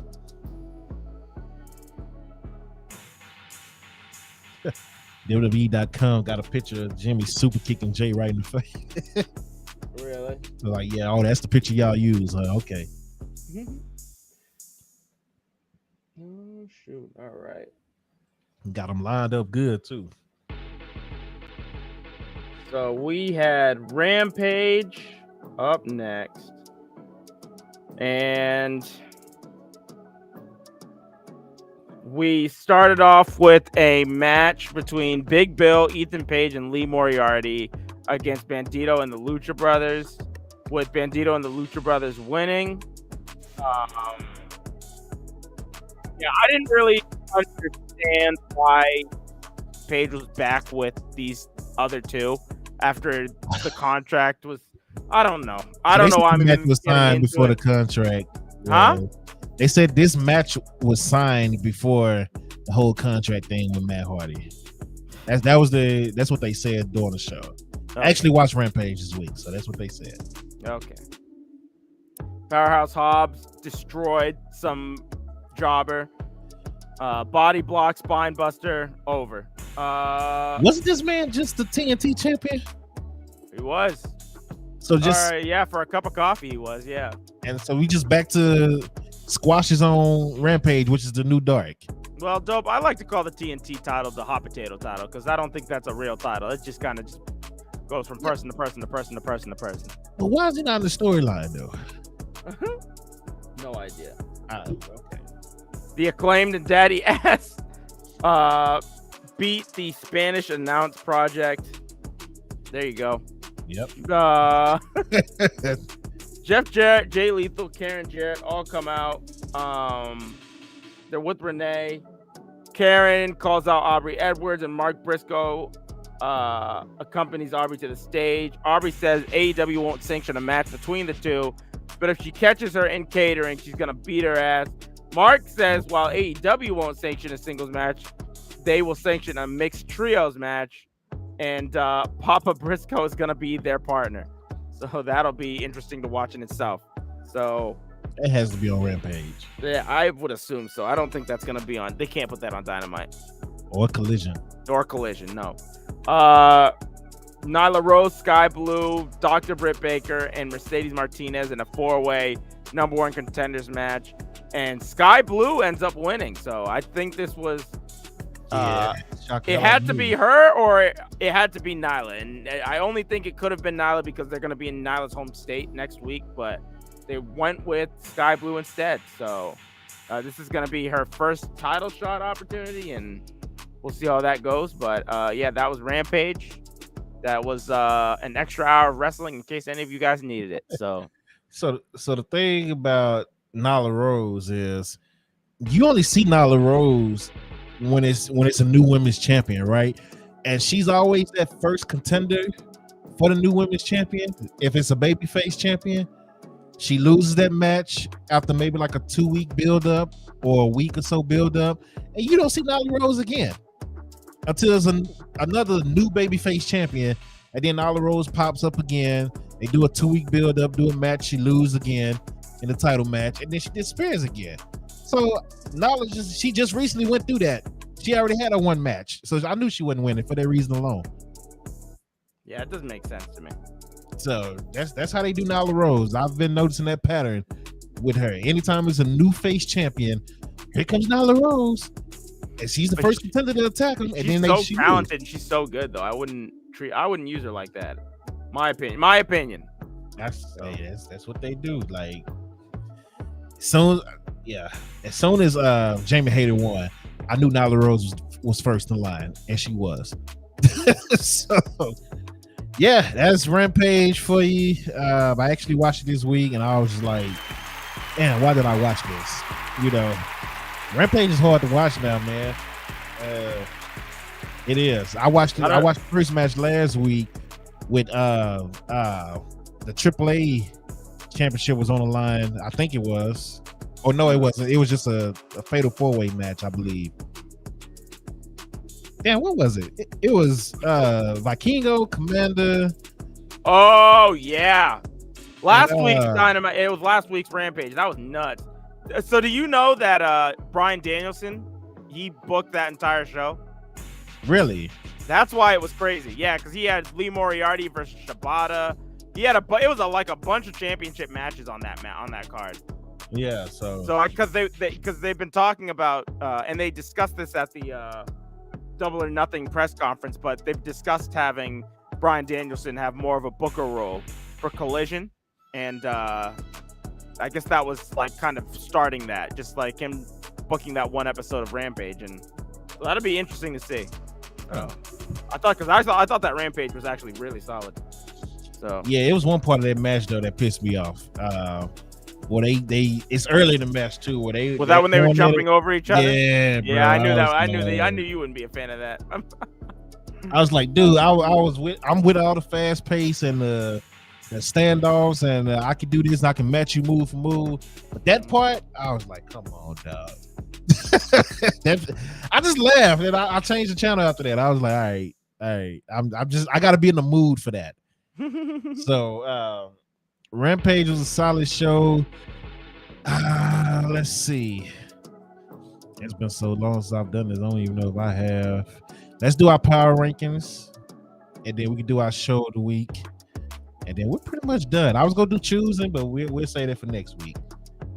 So let's get to our power.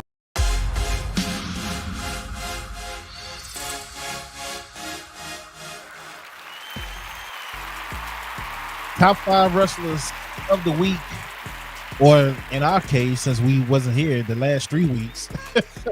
So let's do it like that. You want to go first? You want me to go first?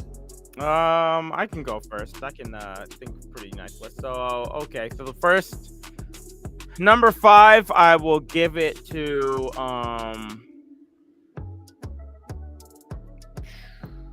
what's her name? Oh my god, I'm blanking. I'll give it to Tom Nakano, because I think on the time that we had off, she won. She became a double champion. So Tom Nakano in Stardom now holds the World of Stardom Championship and the Wonder of Stardom Championship, which is both the white and the red belt, which are the 2 top titles that you can get in the company. So shout outs to her. She's a double champion, and I believe she's the second in the company to do that, next to Mayu. So good for her. Number 4, I'll give that to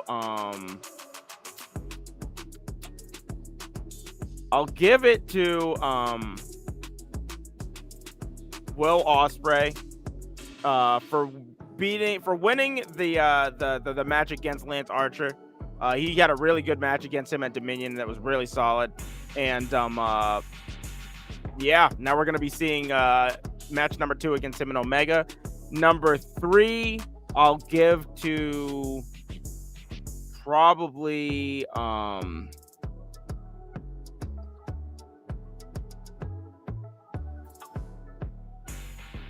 number 3, I want to give to collectively the Bullet Club, because over the past few weeks we've seen a large number of incoming talent come towards the Bullet Club. First at Dominion, where we had pretty much the entire LA dojo join David Finley's new Bullet Club. Alex Coughlin, what's his name? Gabe something. Oh Lord, just a bunch of different names that joined it. Over the Dan Maloney, a bunch of different names that joined the Dominion card, and then we've got the Gun Club that joined it on AEW. So the Bullet Club has just been gaining a lot of new members over the past few weeks. Number 2, I'll give it to MJF. That 4-way is my favorite part of Double or Nothing, and I thought that he proved again why he is probably one of the best champions that AEW's had. And he's not even having that many matches, but the matches that he has had are all really high quality, and he's doing a really good job as their champion. And number 1, oh Lord, I had this guy's name and then I forgot it. Oh man. Oh Lord. Let's see, we got the same number 1 here. Oh, number 1 is Orange Cassidy. That's it. My number 1 is Orange Cassidy. This guy's had an insane run with this belt. The story that they're telling with this belt is fantastic. I'm excited to watch every one of his matches and see where they're going with it, because he could lose at any time. So Orange Cassidy has to be my number 1 pick right now, and yeah, he's got to be the best current champion that I'm seeing right now. Like, yeah, his run has just been insane. So yeah, Orange Cassidy is my number 1 pick. So there you go. That's Dart's top 5 right there. Let me get in my top 5. Steven, I haven't finished watching it yet. That's why I didn't go deep into it tonight, because I haven't finished. I gotta finish watching the show before I, cover it. But number 5 for me, Jimmy Uso, just because he did have the super kick, heard around the world. It got millions and millions of views on YouTube and social media, and huge pop in Saudi Arabia. Shout out to Jimmy for that. Now, I was struggling with that because I wanted to give it to Sammy for being able to go back to Saudi Arabia, and that pop that he got. So honorary, I give him an honorary spot here. But Jimmy Uso, number 5. Toni Storm, number 4. I told y'all I predicted she was going to get her title back because they owed her, and they gave it right back to her. So shout out to Toni Storm. Number 3, I gave it to Motor City Machine Guns as a collective, with Chris Sabin becoming the new X Division champion, and Alex Shelley's probably the shocker of the week for me, becoming an Impact World Champion. I'm still trying to figure out what's going on with Macklin. Yeah, I'm trying to figure out why they took the title off Macklin so quickly. But hey, man, shout out to Shelley, man, because he's been there for a long time. So well deserved for Alex Shelley. Number 2, I got Asuka. I told you Asuka was going to win. Dark said I was being too what did you say? I'm trying to get the exact word. What did you say? I can't remember what you said, but you said I found it because I posted it on Twitter when she won. You said something. You said I'm being too optimistic or something like that about Asuka winning. And I was like, nah, man, it's time. I see how the crowd is acting towards Bianca at the pay-per-views and the title matches.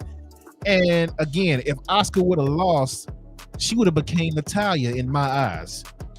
Why you keep building Asuka up for these title matches like they did Natalya randomly, just for her to lose, like Natalya did? Natalya got, man, I'm a rant if I talk about Natalya again, so I'm not going to talk about Natalya. Asuka, number 2, and then number 1, Orange Cassidy, just like Dark. Orange Cassidy is killing it. That match with Swerve was fire. One of the top matches of the week, if not the top matches of the week. I'm trying to think if anything topped that this week on any other show. That match was fire. Orange has just been killing it. He won the damn 20-man, what was it, a battle royal that they had? Yeah, nothing. That was actually a good battle royal too. And I predicted that just by default, just because I didn't know who was all in it. So I was like, okay, Orange is gonna win. And I ended up being right. So shout out to Orange for that. I didn't know who was in it. So I was like, man, just give it to Orange. That'll be my, but yeah, top 5, Jimmy Uso, Toni Storm, Motor City Machine Guns, Asuka, Orange Cassidy. And there you go. Show of the week. Who you got? Oh, man. If we're counting everything that we've seen from over the past couple weeks, I'll probably say Dominion. I was about to say, yeah, just do this week. Oh, just this week? If this week, then I'll probably I'll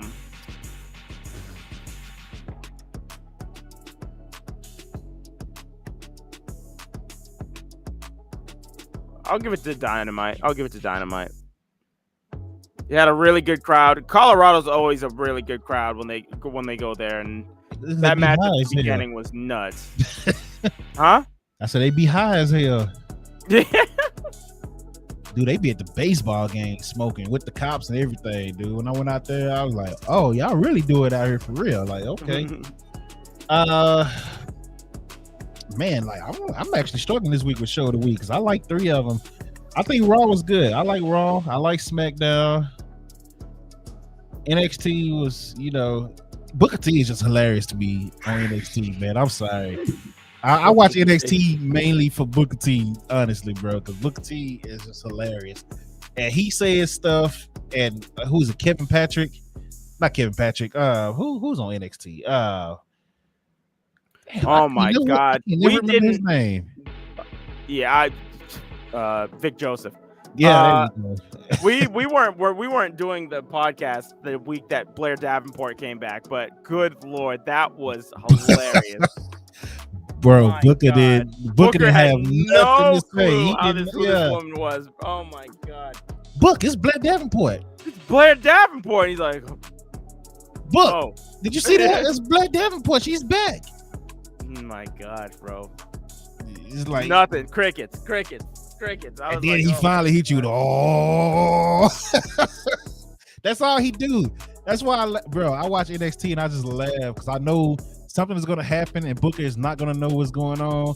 So he just always say, "Oh man," but then after that, if another move happened that he don't know what's going on, he just, "Oh yeah," like that's all he do. The best era of Booker was when he was on Raw because he was just going crazy. He was insane, and Michael Cole didn't know how to react to that. Him and King were both on there at the same time, weren't they? Yeah, at one point, yeah. Oh, Jesus Christ. Yeah, that was nuts. Oh, my Lord. All 3 are, oh, my God. Oh, man. But yeah, he's giving Vic hell now. Like, Vic is trying to set him up. Vic set him up for one thing, get him to say I can't remember what segment it was, but Vic set him up nicely, too, for Book to come in and say something, give a good opinion. Book said nothing. Like, good analysis, Book. Good. Book's like, yeah, what?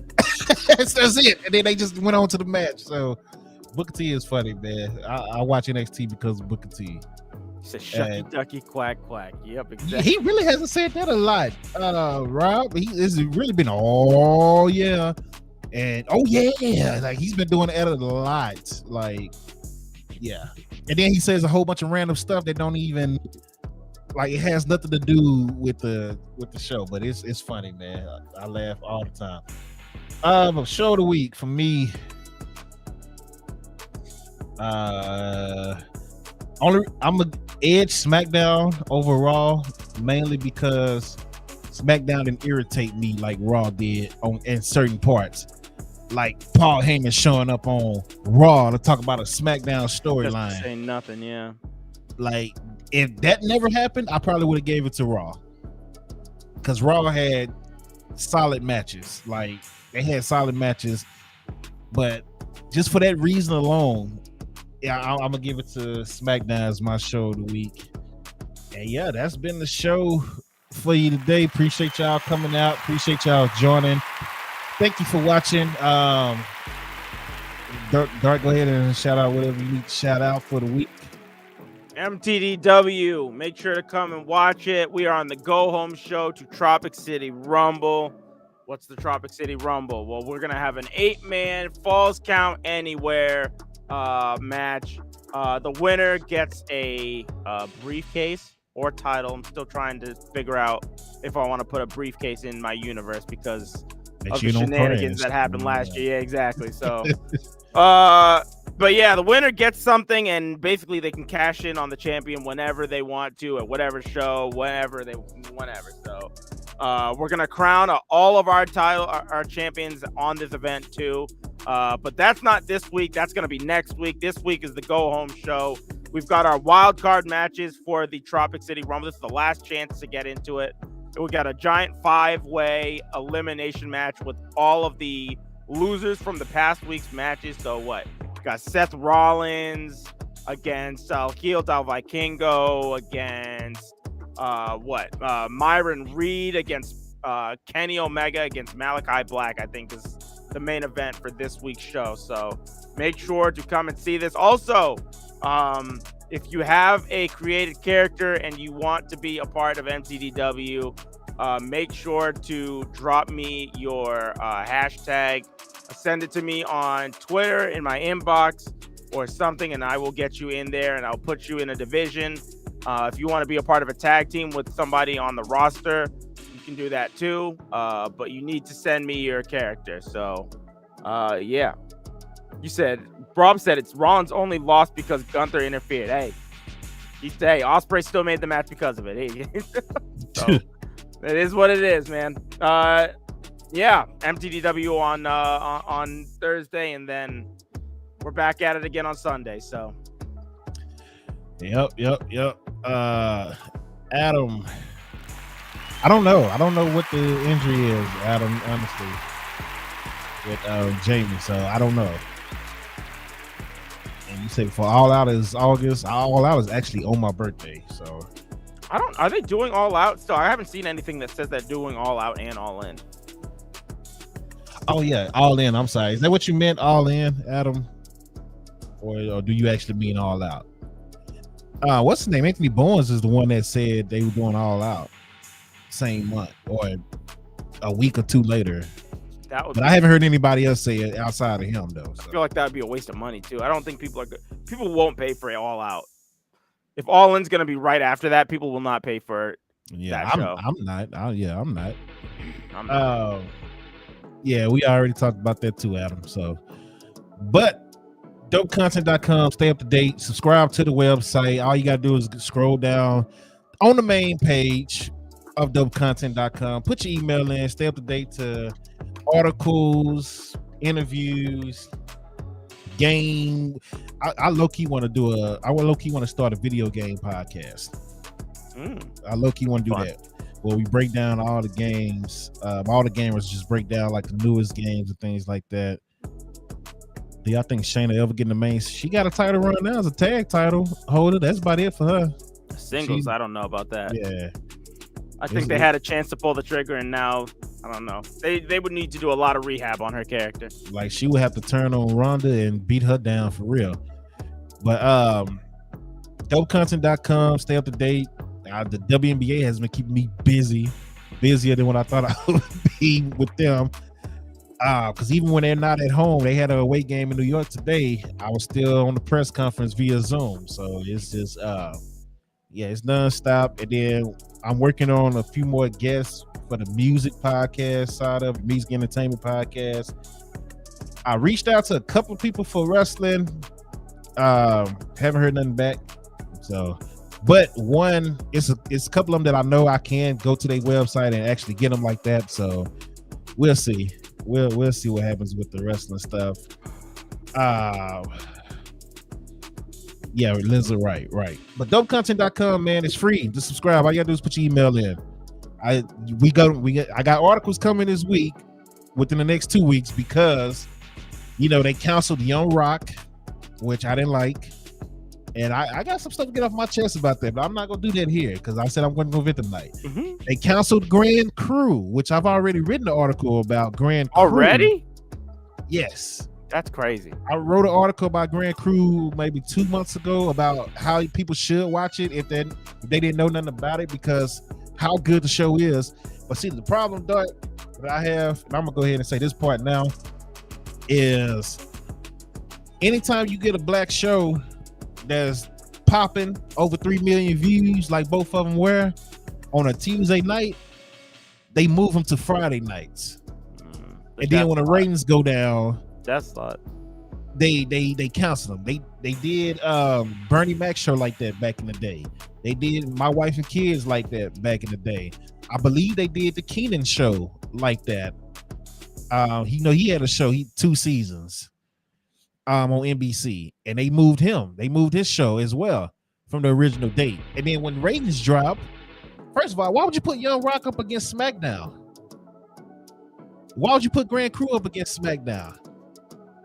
And The Rock, he wasn't happy about that because he knows SmackDown is on and he knows SmackDown is killing Friday nights on ratings. and it's on local and national TV. Like, yeah, whatever, man. I don't like that at all. Once they moved into Friday for their last season of both shows, I knew it was bad. I knew it was going to be, dead. They still average 1.4 million views on a Friday night going head to head with SmackDown, and they still got canceled. That's crazy.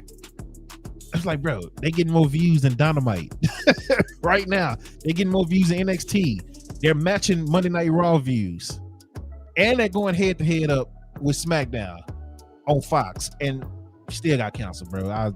Yeah, bro. So that's how they do the black shows. It's a history of it, and that's all going to be in the articles that I write this week. So we'll get into all that, or I might just hop on the podcast and just vent. I will see how I'm feeling about that, because Grand Crew was one of my favorite shows, and Young Rock was good. So, hey, and to the people that let's stick on the Rock. Let's stick on the Rock, because a lot of people shitting on the Rock. What is this thing that everybody on social media don't like the Rock all of a sudden? Have you been saying that? I haven't seen that at all. Oh, what do you do? I don't know. I've been trying to figure it out. Because, they were so happy that Forbes announced that the XFL lost $60 million in revenue. So the people were like, oh, man, XFL is failing. No, it's not, you dumbass. Do you know how a startup company works? All that is upfront startup costs. They have a 5-year plan, and they already have $100 million in revenue coming next year just from ESPN and other deals alone. So yes, what startup company, especially when you spend that much money, makes money their first year? You can't name one. WWE didn't even do it. When Vince McMahon took over from his dad, he lost a shitload of money his first year. His first 2 years, actually. WCW lost a shitload of money their first 2 years. None of these big ass business. Hell, the NFL lost money when they first started. Like, come on, bro. It's all the upfront costs. Like, really, you just made a big ass investment, and whatever you didn't make back that first year, they consider it, your loss for that year.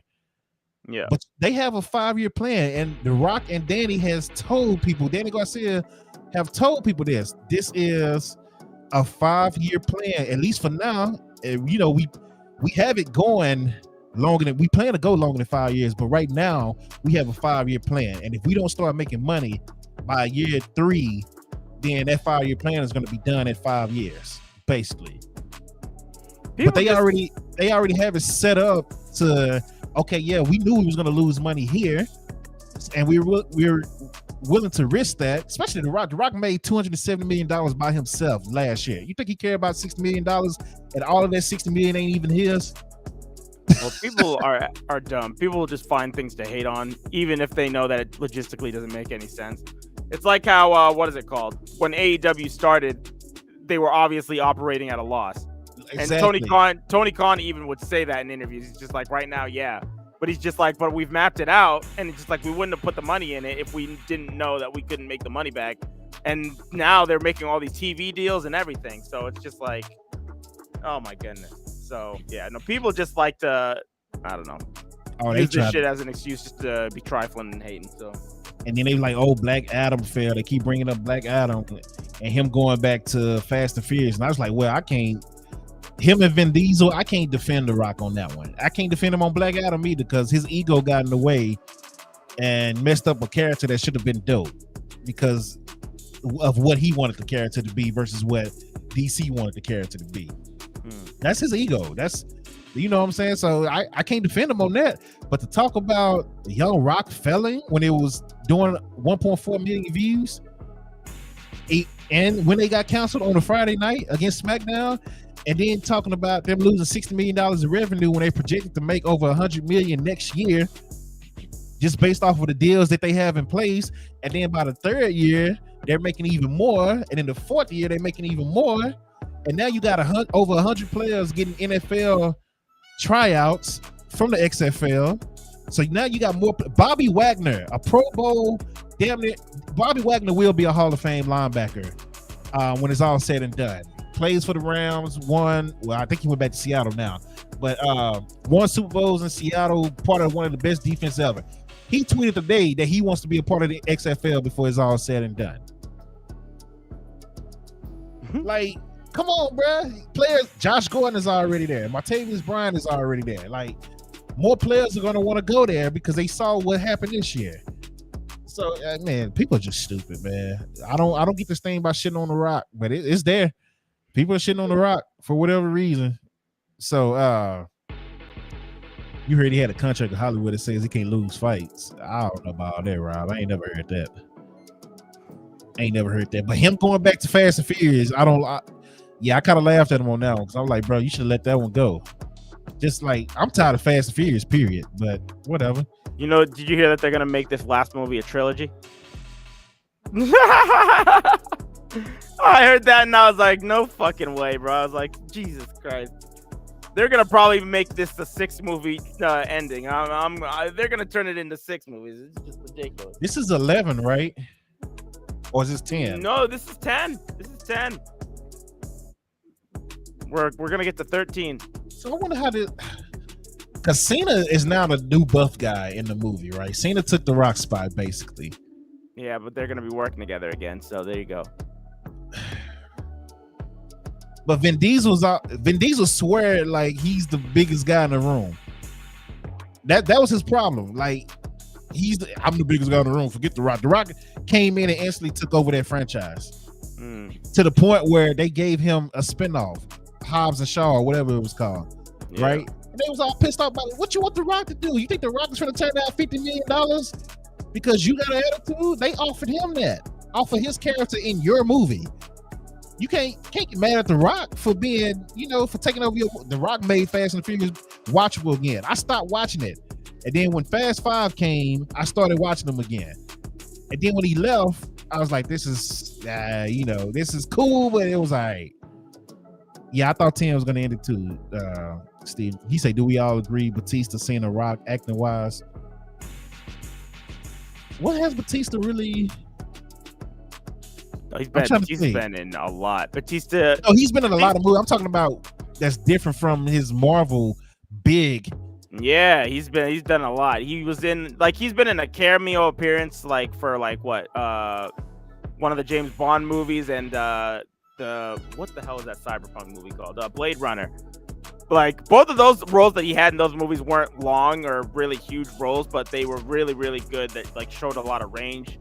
Just did a comedy movie with Kumail Nanjiani, which was actually interesting. His character was interesting in that. I haven't seen the movie, but I've seen like spots and stuff like that, and I heard that the movie wasn't great, but his roles in different movies are interesting. He's got more range than The Rock. He's willing to do less and take less money to do certain roles. I think he's a way better actor, honestly. I think he's probably the biggest success story in terms of wrestlers to actors. I would put him over The Rock, in my opinion. I think The Rock probably makes more money because of just his brand and his name, but I think Batista's just a better actor. Man, I don't know. I got to see some more Batista stuff. I think Cena right now is the best out of all three of them. Because I've seen Cena do some shit with different characters. Like, the thing about The Rock is, after The Rock did his first couple of movies, he got locked into this superhero big guy that he plays the same role in every movie. So that screws him up. Cena is doing good, especially with this. Did you see the Peacemaker show? Yeah, on HBO. That actually was a really good role for him too. He actually showed a lot of range and emotional depth in that too. Yeah, he's good. He was funny as hell in that Vacation Friends movie, where he's playing this crackhead, this coked out party guy. Cena, he was funny in Trainwreck. He was funny in what was that movie with Mark Wahlberg? I can't even think of it. But Cena is funny. I think Cena shows more range than all three of them. Honestly, Batista, I got to watch some more of his stuff because the only thing I really watch from him is the Marvel stuff. So you should watch other things that he's done. He's a really good actor. He's very good. Was it Daddy's Home? I think maybe that's it. Yeah, I think that was it. Yeah. So yeah, Cena was good in that too. But The Rock, a lot of people forget about his early stuff, like when he played the gay security guard for Vince Vaughn in Be Cool. He was funny as hell in that. He wasn't playing, you know what I'm saying? So people forget about those type of roles that The Rock played, because after that he just got locked into, oh, I'm gonna save my family, or I'm a cop, or I'm a good guy, I'm this and that, I'm just this big buff guy and everything. Even in Jumanji, they tried to make him this goofy buff guy, but he was still the big goofy guy that at the end of the day he turned Super Saiyan on everybody. So see, I'm looking at some of the movies that Batista's in right now. He was in that movie Dune. Did you ever see that? I didn't finish it. Yeah, he was in Dune, where he played that one, like the guy's son that was just like crazy and just like was willing to do anything. Like he was in that movie Glass Onion, the Knives Out mystery movie, where he played like the what is it called? Like the Twitch streamer that was like a health nut, but he was like a cokehead. Like he was, which that was like a really funny thing for him too. Like he just has a lot of range in his movies. So. Did you watch Ballers on HBO with The Rock? I've heard good things about it. I've never seen it though. You gotta watch it, bro. Ballers was real good. Him and Denzel Washington's son was real good. And then the guy that plays Kanan uncle on Power, the oldest uncle. Yeah. The boxer, he was in it too. Oh shoot. Oh man, Ballers was good, bro. Ballers was real good. I'll probably start that because I'm looking for something else to watch. So. He got more. He wasn't that big, swole superhero guy in that, so that's something you can watch The Rock in. Yeah, man. I don't know. The Rock. I remember a lot of his younger stuff that he did. You know, The Rock was pretty funny. He was pretty good too. But overall, he just got stuck in this superhero mode. I mean, that's his money.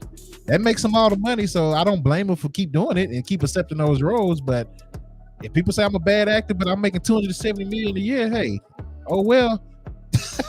So I would take $270 million. You call me a bad actor all you want. I don't give a damn.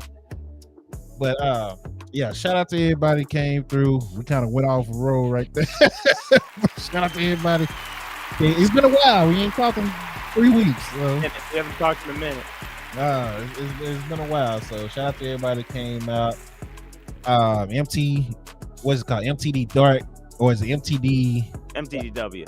MTDW. Make sure you catch that this week. What day is it on? Thursday. There you go. So make sure you catch that. And then I did one episode of DKF. I told Dark off stream. I got an issue with one of my fans on my PC that I thought I could fix by cleaning it. Did all that. It just needs to be replaced. So DKF will come back sometime within the next 2 weeks. I don't know if it'll be. We crown all our champions first episode like we always do, but it'll return at some point. Hey, honestly, once Fight Forever come out, we gonna be over there. I ain't gonna lie to you. Fight Forever looks fun as hell, and we might be over there nonstop. We might not see no more 2K from me, no WWE 2K from me. We'll see, because I can't edit my titles or none of that shit right now. Like, it'll edit it and then it'll show up regular like I never touched it. But even in the picture, it shows the edited version, which is stupid. So I'm tired of 2K and ABS, man. I'm just tired of 2K and ABS. I'm tired of them messing up my arenas. I'm tired. Like, I removed the wall from the indie arena, so next time we do go live, you won't have to worry about that wall being in the way. But yeah, until next time, man, y'all be safe. Let's play this outro video, and we are out. Dopecontent.com. Make sure you follow Dark on Twitter and Twitch.